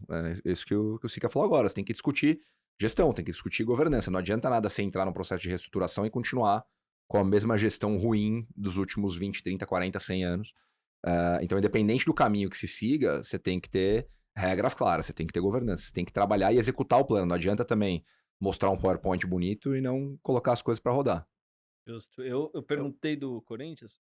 Não, eu só queria entender, então, na resposta. Acho que sim, tem então uma solução para o Corinthians que não seja uma SAF, mas passaria, então, por ter um Paulo Nobre ou alguém que venha com uma gestão totalmente focada e com deadline também, né? Porque se pensar que como você falou, a questão do mandato, né? Porque talvez o grande problema do modelo associativo é que ele entra já que as pessoas, tem que resolver. A gente repete tanto o segredo do Palmeiras, talvez um dia alguém vá anotar o segredo do Palmeiras, porque a gente conta o segredo do Palmeiras. Não é que a gente esconde o segredo do Palmeiras. O segredo do Palmeiras é que o Palmeiras colocou profissionais muito bons em suas devidas caixinhas. Ponto. Sim. E deixou os Governança, profissionais estamos aqui trabalharem. Ou seja, o Palmeiras conseguiu, não sei como, daí não me pergunta, porque eu até tenho minhas opiniões a respeito, mas eles conseguiram efetivamente separar a política do profissionalismo. E você tem hoje um ambiente empresarial dentro do Palmeiras. Tem o CFO, o CEO, que acumula os 2 cargos. O Cristiano Keller é excelente no que faz. Eu acho que o jurídico é um cara mais ou menos. Mas, enfim, você tem cada uma das posições, você tem alguém fazendo um trabalho qualificado, um trabalho de mercado e com autonomia. Com autonomia, isso é importante. Eu ouvi recentemente da Leila uma coisa interessante. Ela falou, Sica, para mim, a única coisa importante é que o profissional seja bom. Se ele for bom, ele tem autonomia. Se ele não for bom, ele não trabalha comigo. Recadinho, né? Então, assim, é simples. É simples. Dando autonomia e tendo profissionais qualificados, pô, então vamos sair do Palmeiras. Vamos pro Cruzeiro. O que o Ronaldo fez? Quem conheceu o Gabriel Lima? Não sei se vocês conheceram o Gabriel Lima. Uhum. Gabriel Lima é um fenômeno. Gabriel Lima é muito bom. Não é médio bom. Ele é muito bom. O Gabriel Lima é CEO do Cruzeiro até, acho que é semana que vem, né? Pelo que é público aí. Sondado até no Corinthians. Porque agora com o Pedro Lourenço assumindo a gestão... Ele vai ser sondado, eu até conversei com ele recentemente, vai ser sondado por todos os clubes do Brasil. Ele é muito bom. Então, assim, um cara bom, que depois escolheu um monte de gente boa pra trabalhar com ele, e assim por diante, teve autonomia, teve caneta e fez. E pronto. O segredo não é muito complexo, mas precisa ser feito. E tem que ter continuidade, né? Acho que o grande mérito de Palmeiras e Flamengo, que também o Grafietti falou muito aqui no outro episódio, né? É que independente da corrente política, independente do presidente, você tem continuidade no trabalho anterior, né? Diferente de vários clubes por aí, como o Sica falou aqui, que entra uma gestão nova, apaga tudo que foi feito nos últimos 2, 3, 4 anos. Os 2 clubes deram continuidade, né? Esse trabalho que acontece, e começou na mesma época, né? No mesmo ano, Bandeira e Paulo Nobre assumiram Flamengo e Palmeiras. Ele tá acontecendo há 12 anos consistentemente. Pedrão, o Paulo Nobre fez uma gestão incrível, depois entrou o Maurício, que fez outra gestão incrível, mas eles romperam. Houve um desentendimento logo no início de gestão do Gagliotti com o Paulo, que houve um rompimento. O Maurício não mandou praticamente nenhum profissional embora, e ele permaneceu com todos os profissionais do Paulo Nobre. Tá? O Cruzeiro hoje, mas daí já uma SAF, enfim, houve a transferência pro Pedrinho. Hoje, por exemplo, eu fiquei, felizmente, os outros profissionais de dentro de casa, muitos deles ficaram, houve uma continuidade. Então, assim, nem se fala, Red Bull. Red Bull, eu trabalho para Red Bull há 12 anos. A gente trabalha há 6. Então, assim, é continuidade, é KPI, vamos lá, tá dando resultado, fica, não tá dando resultado, troca, tá cobrando caro, renegocia, continua cobrando caro, troca. É empresa, gente. Sim, é tão simples quanto isso. Posso... Peraí. Pra lembrar de falar de outros clubes. Então, eu ia até... Eu ia até trocar a marcha aí, né? Do Bragantino mesmo. Tá. Se vocês, na hora que forem fazer chamada, vocês puderem desfocar de Palmeiras e daí melhor. Deixa eu pegar um catadão de perguntas que surgiram aqui enquanto você foi falando. Eu queria ouvir mais a história do Red Bull, mas só para fechar o assunto Corinthians, entendi que SAF não é o fundamental, resolve o problema. E você até contou o caso do Palmeiras. Mas pegando o que foi esse caso do Palmeiras e o que são os modelos de SAF, para o Corinthians seria mais fácil uma SAF ou um modelo, continua um modelo associativo, mas de reestruturação de gestão? Fácil é uma palavra difícil. Por quê? Vamos lá. Se a gente for fazer uma SAF, a gente precisa fazer uma reorganização societária, a gente tem que depois fazer uma reestruturação de crédito, uma reestruturação de dívida. Você tem que eventualmente fazer uma RJ, sim ou não. Você tem que eventualmente ir a mercado para fazer uma venda. Você fez a venda, você acha um investidor qualificado, ele entra no teu clube, e depois disso você faz uma implementação de gestão. Então, assim, não me parece tão fácil, mas é um caminho que precisa se percorrer. Agora, virar a chave de gestão dentro da própria associação me parece mais simplificado, digamos assim, né? Porque você empregar uma governança mais qualificada e mais organizada dentro do seu próprio sistema, sem você fazer uma ruptura de sistema, me parece que é uma alternativa mais simples. Mas, ao mesmo tempo, você precisa ver se é possível. Gente, a gente não pode, ninguém é inocente aqui, né? E hoje tem uma dificuldade muito grande, eu até dei alguns exemplos, mas tem uma dificuldade política nos clubes, né? Então, tem alguns dirigentes, eu não vou mencionar nomes específicos, até porque são vários, tem alguns dirigentes que são muito bons no que fazem, e que por conta de travas políticas e entraves políticos, eles não conseguem exercer plenamente a governabilidade. Então, aí pode aquela simplificação de implantar a governança no próprio sistema pode já não ser tão mais fácil. E do Bragantino? Tô muito curioso para saber do Bragantino. Bragantino, né? Do Red Bull Bragantino. Red Bull Bragantino. Eu ia pedir desculpa agora por mas uma ele outra podia coisa. terminar a pergunta, né? Fala assim, conta pra mim como que foi transformar o Bragantino em Red Bull Bragantino. Boa, Pedrão. O Red Bull Bragantino, né? Ele até... Não, tô brincando. Eles se sentem Red Bull Bragantino ou Bragantino. Eles até brincam com isso. Não tem nenhum... E assim, ó, com todo respeito ao Bragantino, mas ele roubou o lugar de clubes maiores, né? No cenário do futebol brasileiro. O Bragantino disputando diretamente Libertadores, ou quando não vai bem na Libertadores, cai numa Sul-Americana, enquanto a gente vê clubes maiores lutando contra o rebaixamento. Corinthians, Vasco, agora o Cruzeiro tá bem, mas ano passado também passou por isso. Como que foi essa reestruturação do Bragantino? Até virar Red Bull Bragantino, obrigado, Pedrão, e chegar nesse patamar de estar lutando lá em cima, jogando competição internacional, chegou em final de Sul-Americana, né, 2 anos atrás. Conta pra gente. Cara, o Marquinhos Chedi foi um cara muito habilidoso. Ponto 1. Daí eu vou falar por quê. O Red Bull sempre teve uma estratégia para o Brasil e uma destinação para o Brasil. O Red Bull é uma marca muito forte que quer mostrar que pode se fazer, ser competitivo fazendo diferente, tá? Essa é a missão do Red Bull. E fazendo bem feito, fazendo de forma profissional, tá? Essa é a missão do Red Bull. Só que o Red Bull tinha um time que tem um time, na verdade, que é o Red Bull Bragantino 2, que era o antigo Red Bull Brasil, que estava batendo num gargalo, que hoje é um problema pro futebol brasileiro, diria para vocês, que é o problema da Série D. Maringá presente aqui, é bem desafiador. É muito desafiador. É assim, é uma guerra de foice. Então, assim, e você não resolve a Série D só com boa gestão, só com dinheiro.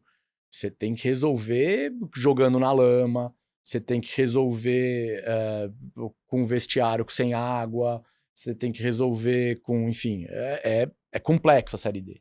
Não é para amadores, não é para qualquer um, enfim. E era um grande desafio. E o projeto Red Bull, ele tinha o interesse de ser muito grande e muito rápido.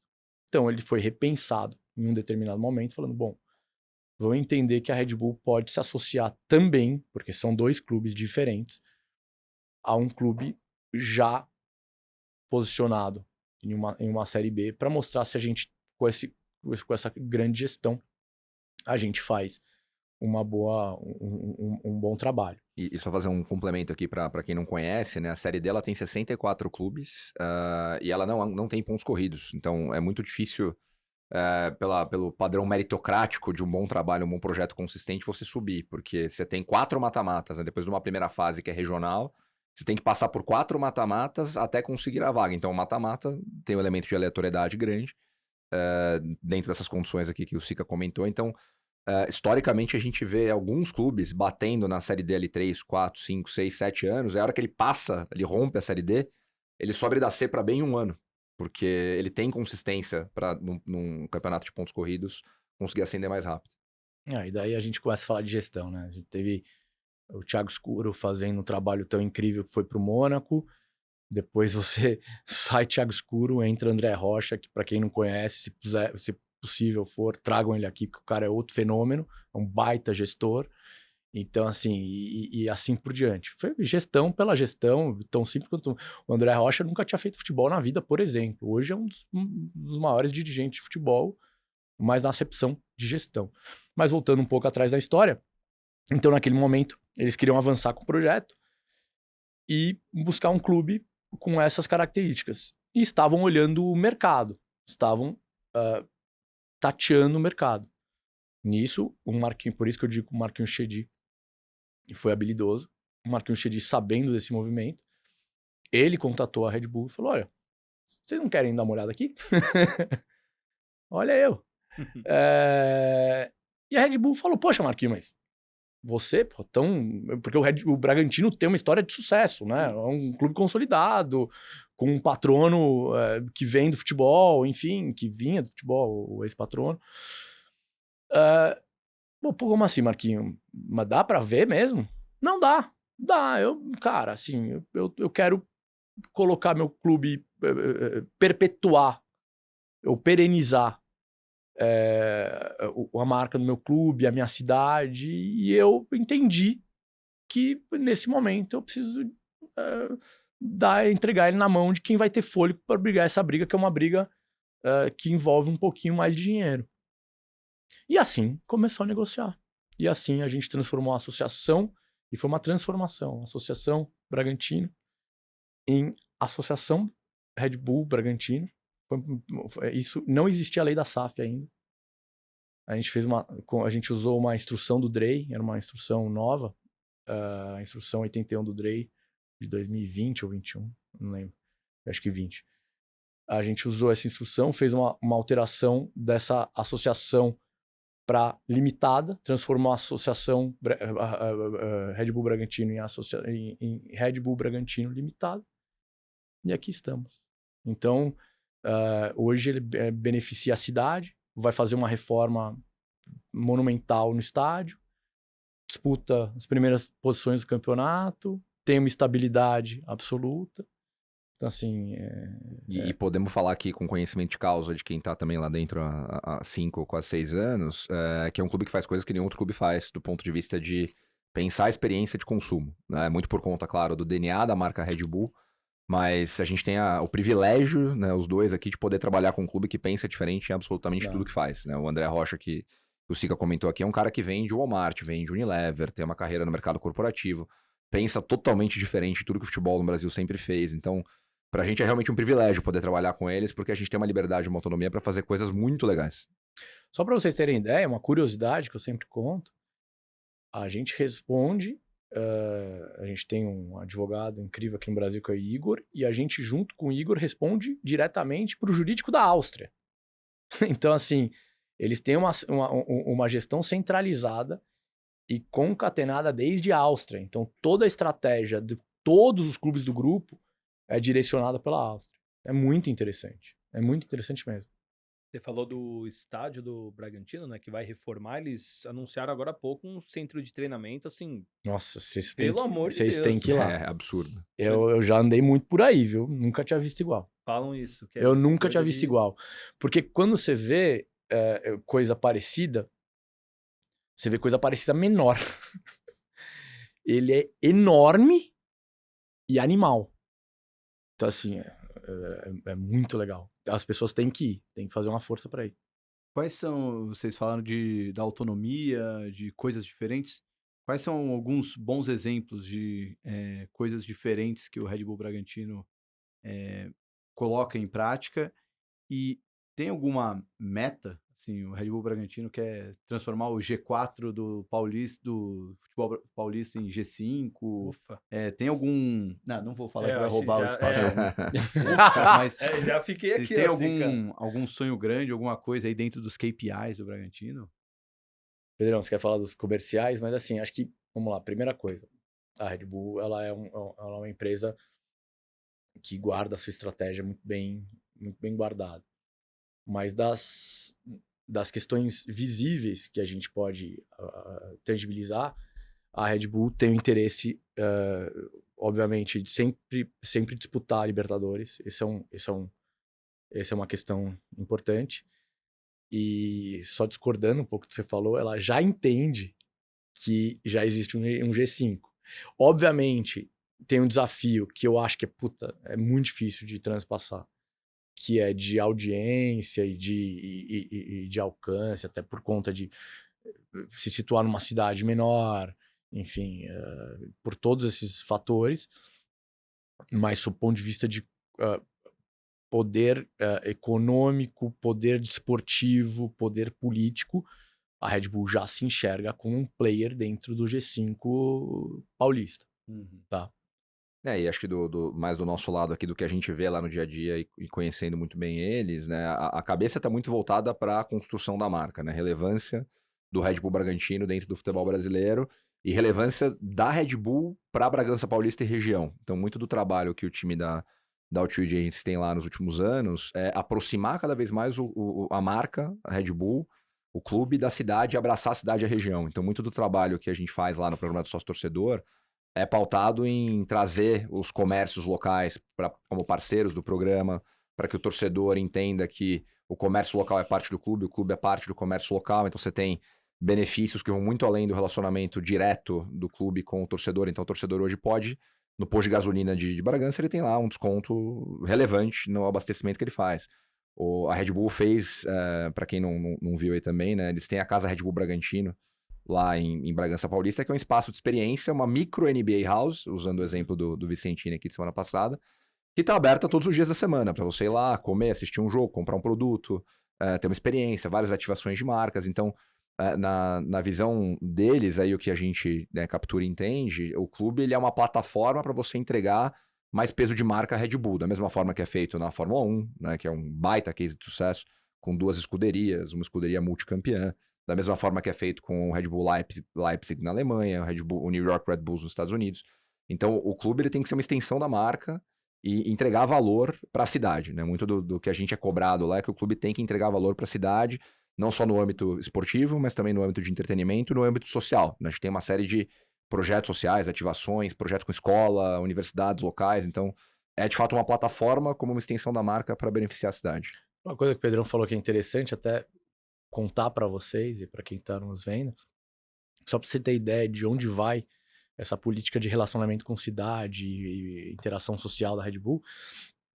A Red Bull vai reformar seu estádio. Para reformar seu estádio, ela vai jogar no estádio municipal. Ela vai fazer uma reforma no estádio municipal, vai adequar o estádio municipal, vai jogar só por um ano, vai entregar de volta esse estádio municipal reformado para a cidade e volta para o seu estádio. Sensacional. Então, assim, é muito fora da curva. Muito. Sica, eu tive aqui muitos aprendizados hoje, de verdade, de liga, essas curiosidades do Bragantino, do Corinthians. Então, eu queria que você me respondesse uma pergunta que eu confesso que até agora eu não entendi direito. Vamos lá. Vasco e 777. Tá. O que aconteceu ali? É SAF ainda? Não é mais SAF? É SAF, mas voltou a ter o comando do futebol. Por favor, me ajuda. O que aconteceu? Vou ser técnico na resposta, porque qualquer outra resposta não é interessante e publicável. Sendo técnico, você tinha um contrato de aquisição da 777 ao Vasco, 70% das cotas do Vasco, que tinha uma série de condições precedentes, tinha uma série de, que a gente chama de reps and warrants, né, que são as declarações de garantias, e que ao longo da gestão, a associação mostrou que talvez essas reps and warrants e também alguns adimplamentos, algumas obrigações não estivessem sendo cumpridas. Ela levou isso de forma, na verdade, por uma medida de urgência no Poder Judiciário, porque, na verdade, esse contrato previa uma cláusula arbitral, levou como medida de urgência no Poder Judiciário, falou, opa, tem coisa que não está sendo cumprida, coisa relevante que não está sendo cumprida. A 777 apresenta algumas questões que a gente entende que não estão corretas. E eu entendo porque eu não estou no processo, não sei exatamente aferir quem tem razão nessa história, mas eles declararam que não estavam sendo concluídas, e a partir disso falaram, então suspende os direitos deles como sócios do Vasco, suspenda os direitos deste contrato de investimento, para que a gente discuta no arbitragem se eu estou certo ou se eu estou errado. Mas durante esse procedimento arbitral, me devolva a gestão, porque se você mantiver a gestão com eles, talvez o Vasco possa se prejudicar. O juiz concedeu essa liminar, a gestão voltou temporariamente para a mão da associação. Esta decisão de primeira instância foi objeto de recurso, está em segunda instância. Esse recurso pode ser julgado nos próximos dias. Enquanto isso, há uma discussão, inclusive extrajudicial, a respeito do assunto e depois a arbitragem. Então, tecnicamente, é isso que está acontecendo. Gostei. Deu para entender? Sim, clareou a minha mente.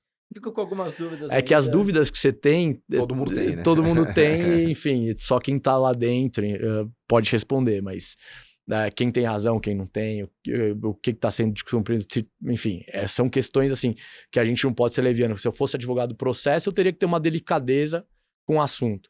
Como eu não sou advogado do processo, eu tenho que ter 2 vezes mais delicadeza para tratar do assunto.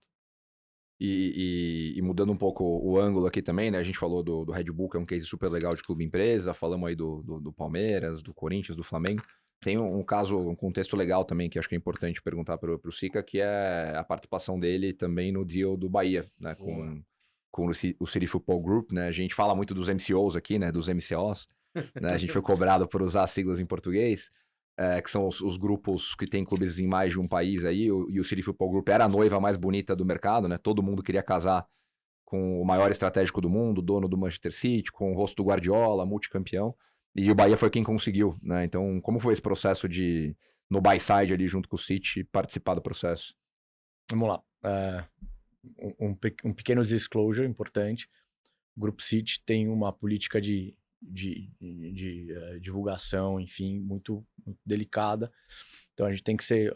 a gente vai se ater ao que é público e que todo mundo conhece, tá? Mas o fato é, o City veio pro Brasil e o City fez um movimento muito interessante. Ele contratou nosso escritório, a gente ainda é contratado deles, para olhar tudo. Para olhar tudo. É muito legal isso. Então, eles olharam todos os clubes do Brasil. Nesse cenário, daí, falando de figuras habilidosas, o senhor Guilherme Brentani foi extremamente habilidoso, como todos sabemos que ele é. Falou, opa, como é que tá isso aí? Eu também quero conversar.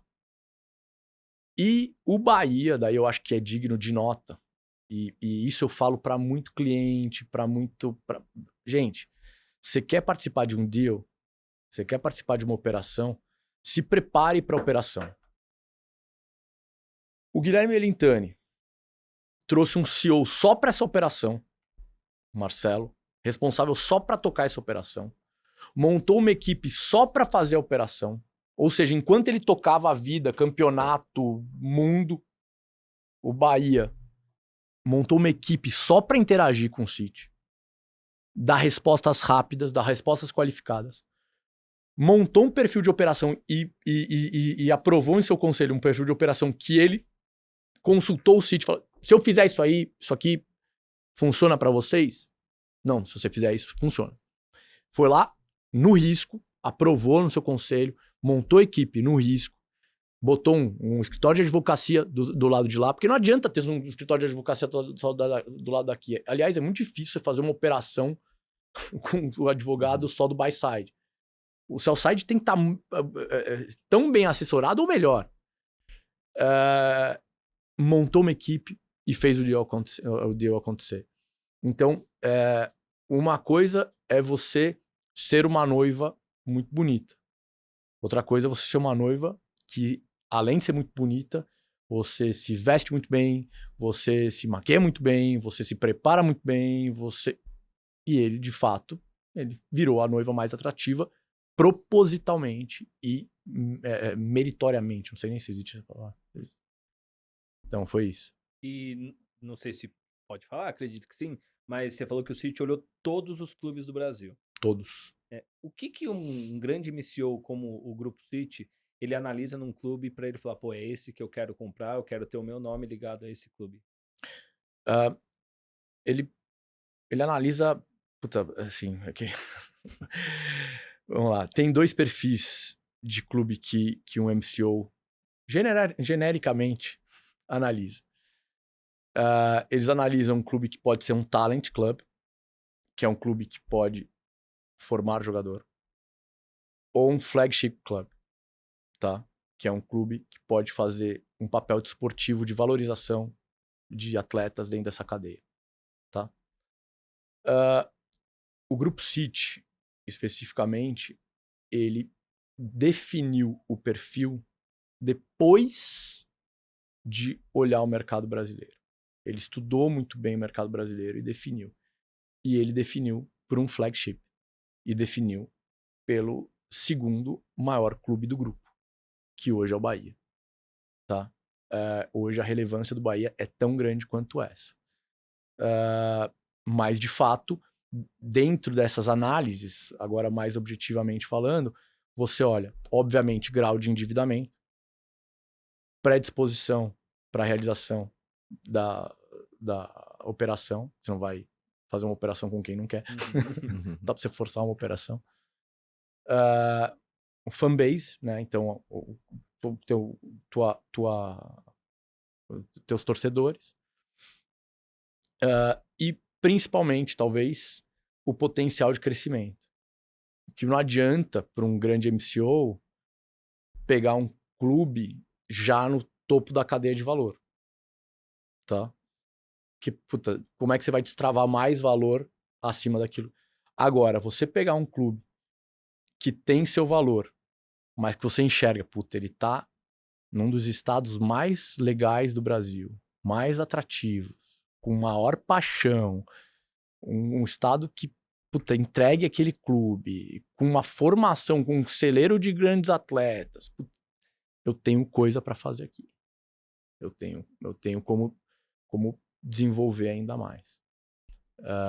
E assim, optaram pelo Bahia. Boa. Aquele momento, né? Você tem mais alguma? Olha, eu tinha uma cacetada de pergunta. Eu vou fazer a minha última. Tá bom, então, tá bom. Só para... porque tinha muitas perguntas... E eu vou tomando água. Para alguns clubes, envolvendo alguns clubes. Mas sabe o que eu fiquei pensando? Durante todo esse papo, estava até aqui, revendo aqui as anotações, né? A gente falou muito de liga, falou de benchmarks lá fora. O Thiago escreveu um livro aqui. Então, eu gosto de escrevendo para ir e já memorizando o que foi dito aqui. Mas a minha pergunta, eu nem sei se tem resposta, pessoal, mas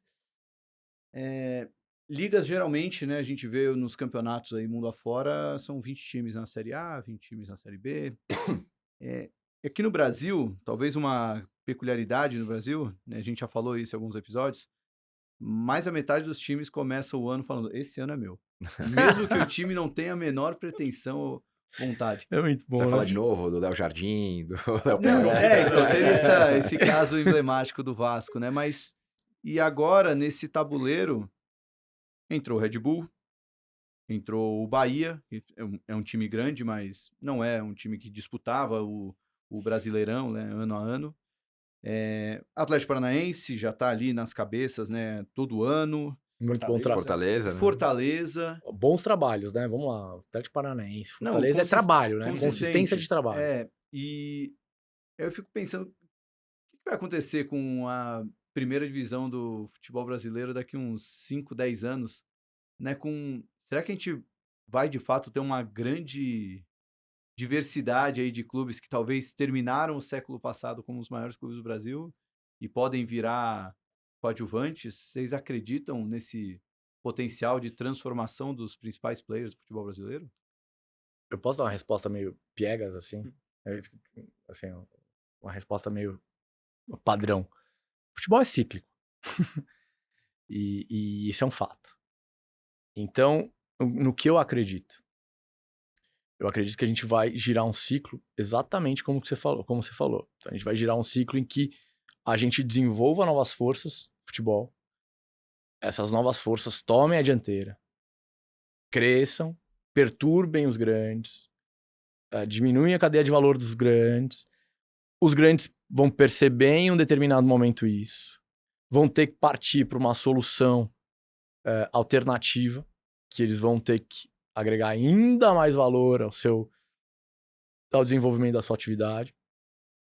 Talvez trazendo um investidor colateral, talvez fazendo uma reestruturação societária, talvez montando uma parceria, enfim. Modelos possíveis tem vários. Né? Modelos possíveis tem vários. Para daí recuperar. Agora, uma coisa é fato. E uma coisa é muito difícil. Fanbase. Tá? A base de fãs, a base de torcedores, ela, dentro desse ciclo, ela é quase imutável.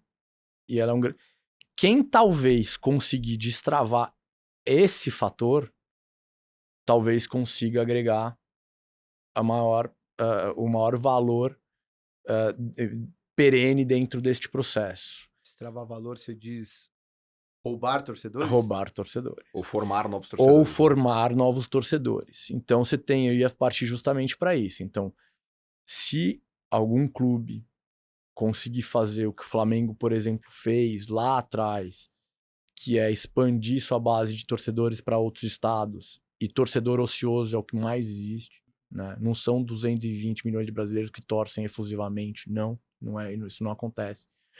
Ou até você cruzar barreiras, como fizeram os europeus, você consegue efetivamente se perenizar dentro desse ciclo. Então, eu acho que o grande desafio desse ciclo, eu não acho, sinceramente, que vai mudar muito os poderes num longo prazo. Mas o grande desafio é fazer, por exemplo, o que o Atlético Paranaense fez. Que ele mudou efetivamente de forma perene de patamar. E construiu torcida. E construiu torcida. Volta lá no começo da década de 90, a gente olhou muito isso por conta do Curitiba, né? A torcida do Atlético Paranaense era era metade da torcida do Curitiba, né? Hoje ela tá em pé de igualdade, se não for um pouquinho maior ainda. Então acho que essa é a brincadeira, mas que de fato eu acho que a gente vai presenciar um enfraquecimento dos grandes nos próximos anos, para depois haver uma recuperação de força dos grandes. Eu acho que é muito provável. Acho que, de novo, fazendo zoom out aqui, voltando em 16, né, com o ano que a gente começou o Outfield, e o ano que Palmeiras e Flamengo estavam no meio do turnaround, a figura, você pega a tabela do Brasileirão em 2016, ela era bem diferente da tabela de hoje, né? Tem essa turma aí entrando no top 10 ali, né? O Fortaleza, o Atlético Paranaense, o Ceará acabou sendo rebaixado. Então, a figura já mudou um pouco. Aí, complementando a resposta do Sica e sendo um pouco mais apocalíptico, por um lado, eu acho que o grande que não se mexer tende a acabar no longo prazo. Nesse movimento cíclico, se o grande não entender que ele tem que mudar a forma como as coisas são feitas, o grande tende a diminuir, o grande tende a ficar mais fraco. E aí tem exemplos no futebol europeu de clubes, né, que foram enfraquecendo até chegar ao ponto de quebrar. Alguns deles voltaram, caso da Fiorentina, caso do Napoli, mas tem toda uma história aí de enfraquecimento. Quem não muda vai se enfraquecendo e vai ficando, vou falar menor, mas não tão grande quanto era. Irrelevante. Menos relevante, exato. Então, nesse ciclo, e vários dos clubes grandes já estão se mexendo, né? Por isso que eu falei aqui em várias soluções possíveis. A SAF não é a bala de prata, a associação não é a bala de prata, mas você tem caminhos para mudar o negócio. Ou você muda, né? A gente fala muito isso no Outfield, a forma de fazer futebol mudou. Se você não mudar, você vai ficar para trás. Então, nesse ciclo, quem não mudar, aí a minha opinião é que tende a ir ficando para trás com o tempo. Eu concordo muito, mas espero que os grandes, em algum momento dessa cadeia alimentar, eles percebam que eles precisam destravar. A gente tem uma peculiaridade dentro do futebol brasileiro, é que as nossas grandes... São muitas as grandes marcas, né? Sim. É diferente de... E com muito volume de torcida, né? E com muito volume de torcida. Então, talvez aquela história do colchão... A torcida é um grande colchão, né? Corinthians. Puta, que colchão. Não tem... Assim, não... mas precisa fazer um trabalho para experimentar tudo que pode evoluir. Deixa eu aproveitar e fazer a última pergunta. Claro. E tava relendo aqui o meu livrinho também. Vocês estão, cara, depois vocês vão... Vou publicar sua biografia. Caramba! Que bom que a caneta é de 4 cores, que 2 aqui só hoje já era. Direitos internacionais do Brasileirão. Ixi, Maria. Ixi, Maria, e logo agora a última, né? Meu Deus. Qual que é a real dimensão disso? Vamos lá. Real dimensão do quê? Como está? Péssimo. A gente fez uma venda, como eu disse para vocês, em 20, tá? Essa venda foi feita com o seguinte intuito, que eu acredito muito. Fez com intuito exploratório, tá? Então vamos para fora, vamos fazer a venda dos direitos. A gente escolheu uma empresa que já tinha experiência com a pulverização desses direitos nos outros países. Vamos quase que pulverizar e dar esses direitos por aí para entender o potencial. Para entender o potencial, aumentar o engajamento. Mas nesse meio do caminho houve dois problemas. Um primeiro problema foi que o ciclo de venda dos internacionais ele descasou com o ciclo dos direitos nacionais. Então, o dia de venda do internacional terminou em 23 agora. E os internacionais... Desculpa, os internacionais terminaram em 23. E os nacionais terminariam em 24. Tá? Terminarão em 24. Então, houve um período de gap. Então, problema número 1. Problema número 2. Nesse ínterim, nesse momento, os clubes criaram 2 ligas, criaram problemas, se desentenderam e se desalinharam para a venda coletiva de direitos. Então, a venda acabou ocorrendo só esse ano, para esse ano de gap, ou seja, a gente tem um ano de descasamento, para uma outra empresa que não é a empresa anterior, porque um parênteses do parênteses, a outra empresa, inclusive, se envolveu no processo de investimento de liga, etc. Ou seja, acabou se envolvendo na política de alinhamento de clubes e, obviamente, um lado não queria, o outro, enfim, ou seja, tivemos um problema de continuidade desse direito, fizemos uma venda para uma grande empresa. Felizmente, até surpreendentemente para mim, foi a mesma empresa que conseguiu comprar dos 2 lados. Mas olha, sinceramente, se essa empresa fizer um bom trabalho nesse ano que sobrou, temos que olhar com muito carinho, porque eles assim, não tiveram nem tempo para trabalhar. Enfim, o campeonato, eles estavam terminando de fazer a aquisição, o campeonato estava começando. Então a gente tem um trabalho difícil pela frente. Agora, espera-se que a partir de 25, com um alinhamento maior, nem precisa necessariamente ter uma liga, nem precisa nada, mas que os clubes pelo menos falem, gente, vamos vender isso aqui junto. Vamos vender isso junto, direito e de forma estratégica. E como eu falei para vocês, não precisa estar casado para a gente efetivamente fazer uma venda casada, né? Uma venda casada é uma expressão ruim no direito, mas uma venda conjunta, né? Mas espera-se que o trabalho seja porque você precisa, para trabalhar direitos internacionais, você precisa de tempo. A estratégia da La Liga, a estratégia da Premier, a gente tá falando de década. Não tá falando de ano.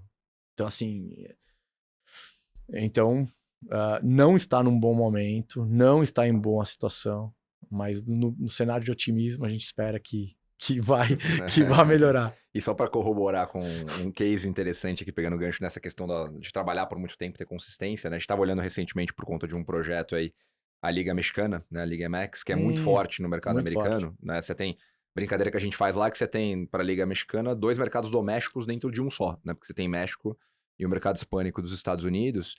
E 2024 é o primeiro ano em que a Premier League teve mais audiência nos Estados Unidos do que a Liga Mexicana. Desde que a Premier League vendeu os direitos pela primeira vez para a NBC em 2011. Então, 13 anos de trabalho de formiguinha até ela virar o produto de futebol mais assistido dos Estados Unidos e ser mais assistida também do que o hockey. Então, hoje a Premier League ela é o quarto produto mais assistido do esporte nos Estados Unidos. Fruto de 13 anos de construção, de um parceiro de mídia que é a NBC lá, que trabalha bem, ativa, faz evento, traz a galera para perto. Qualificação do produto extrema. Exato. Só perde pra futebol americano, basquete e beisebol. Caramba. Muito bem. Da minha parte, fechou. Vamos liberar os homens aí. Então, agradecer ao Sica, uma aula, uma verdadeira aula. Obrigado. Muito obrigado pela participação. É apenas o 4º episódio, mas cada vez melhor. Muito obrigado mesmo. E quando você estiver disponível, por favor, venha mais vezes, que foi muito legal mesmo essa resenha com você. Vocês me convidarem. Foi um prazer. Vou fazer a parte 2 da biografia. Parte 2 do livro. Agradecer também ao Pedrão pela parceria de sempre. Muito obrigado. Senhor Thiago, muito obrigado. Você que acompanhou até aqui, muito obrigado. Não esqueça do like. Semana que vem a gente está de volta. Fui!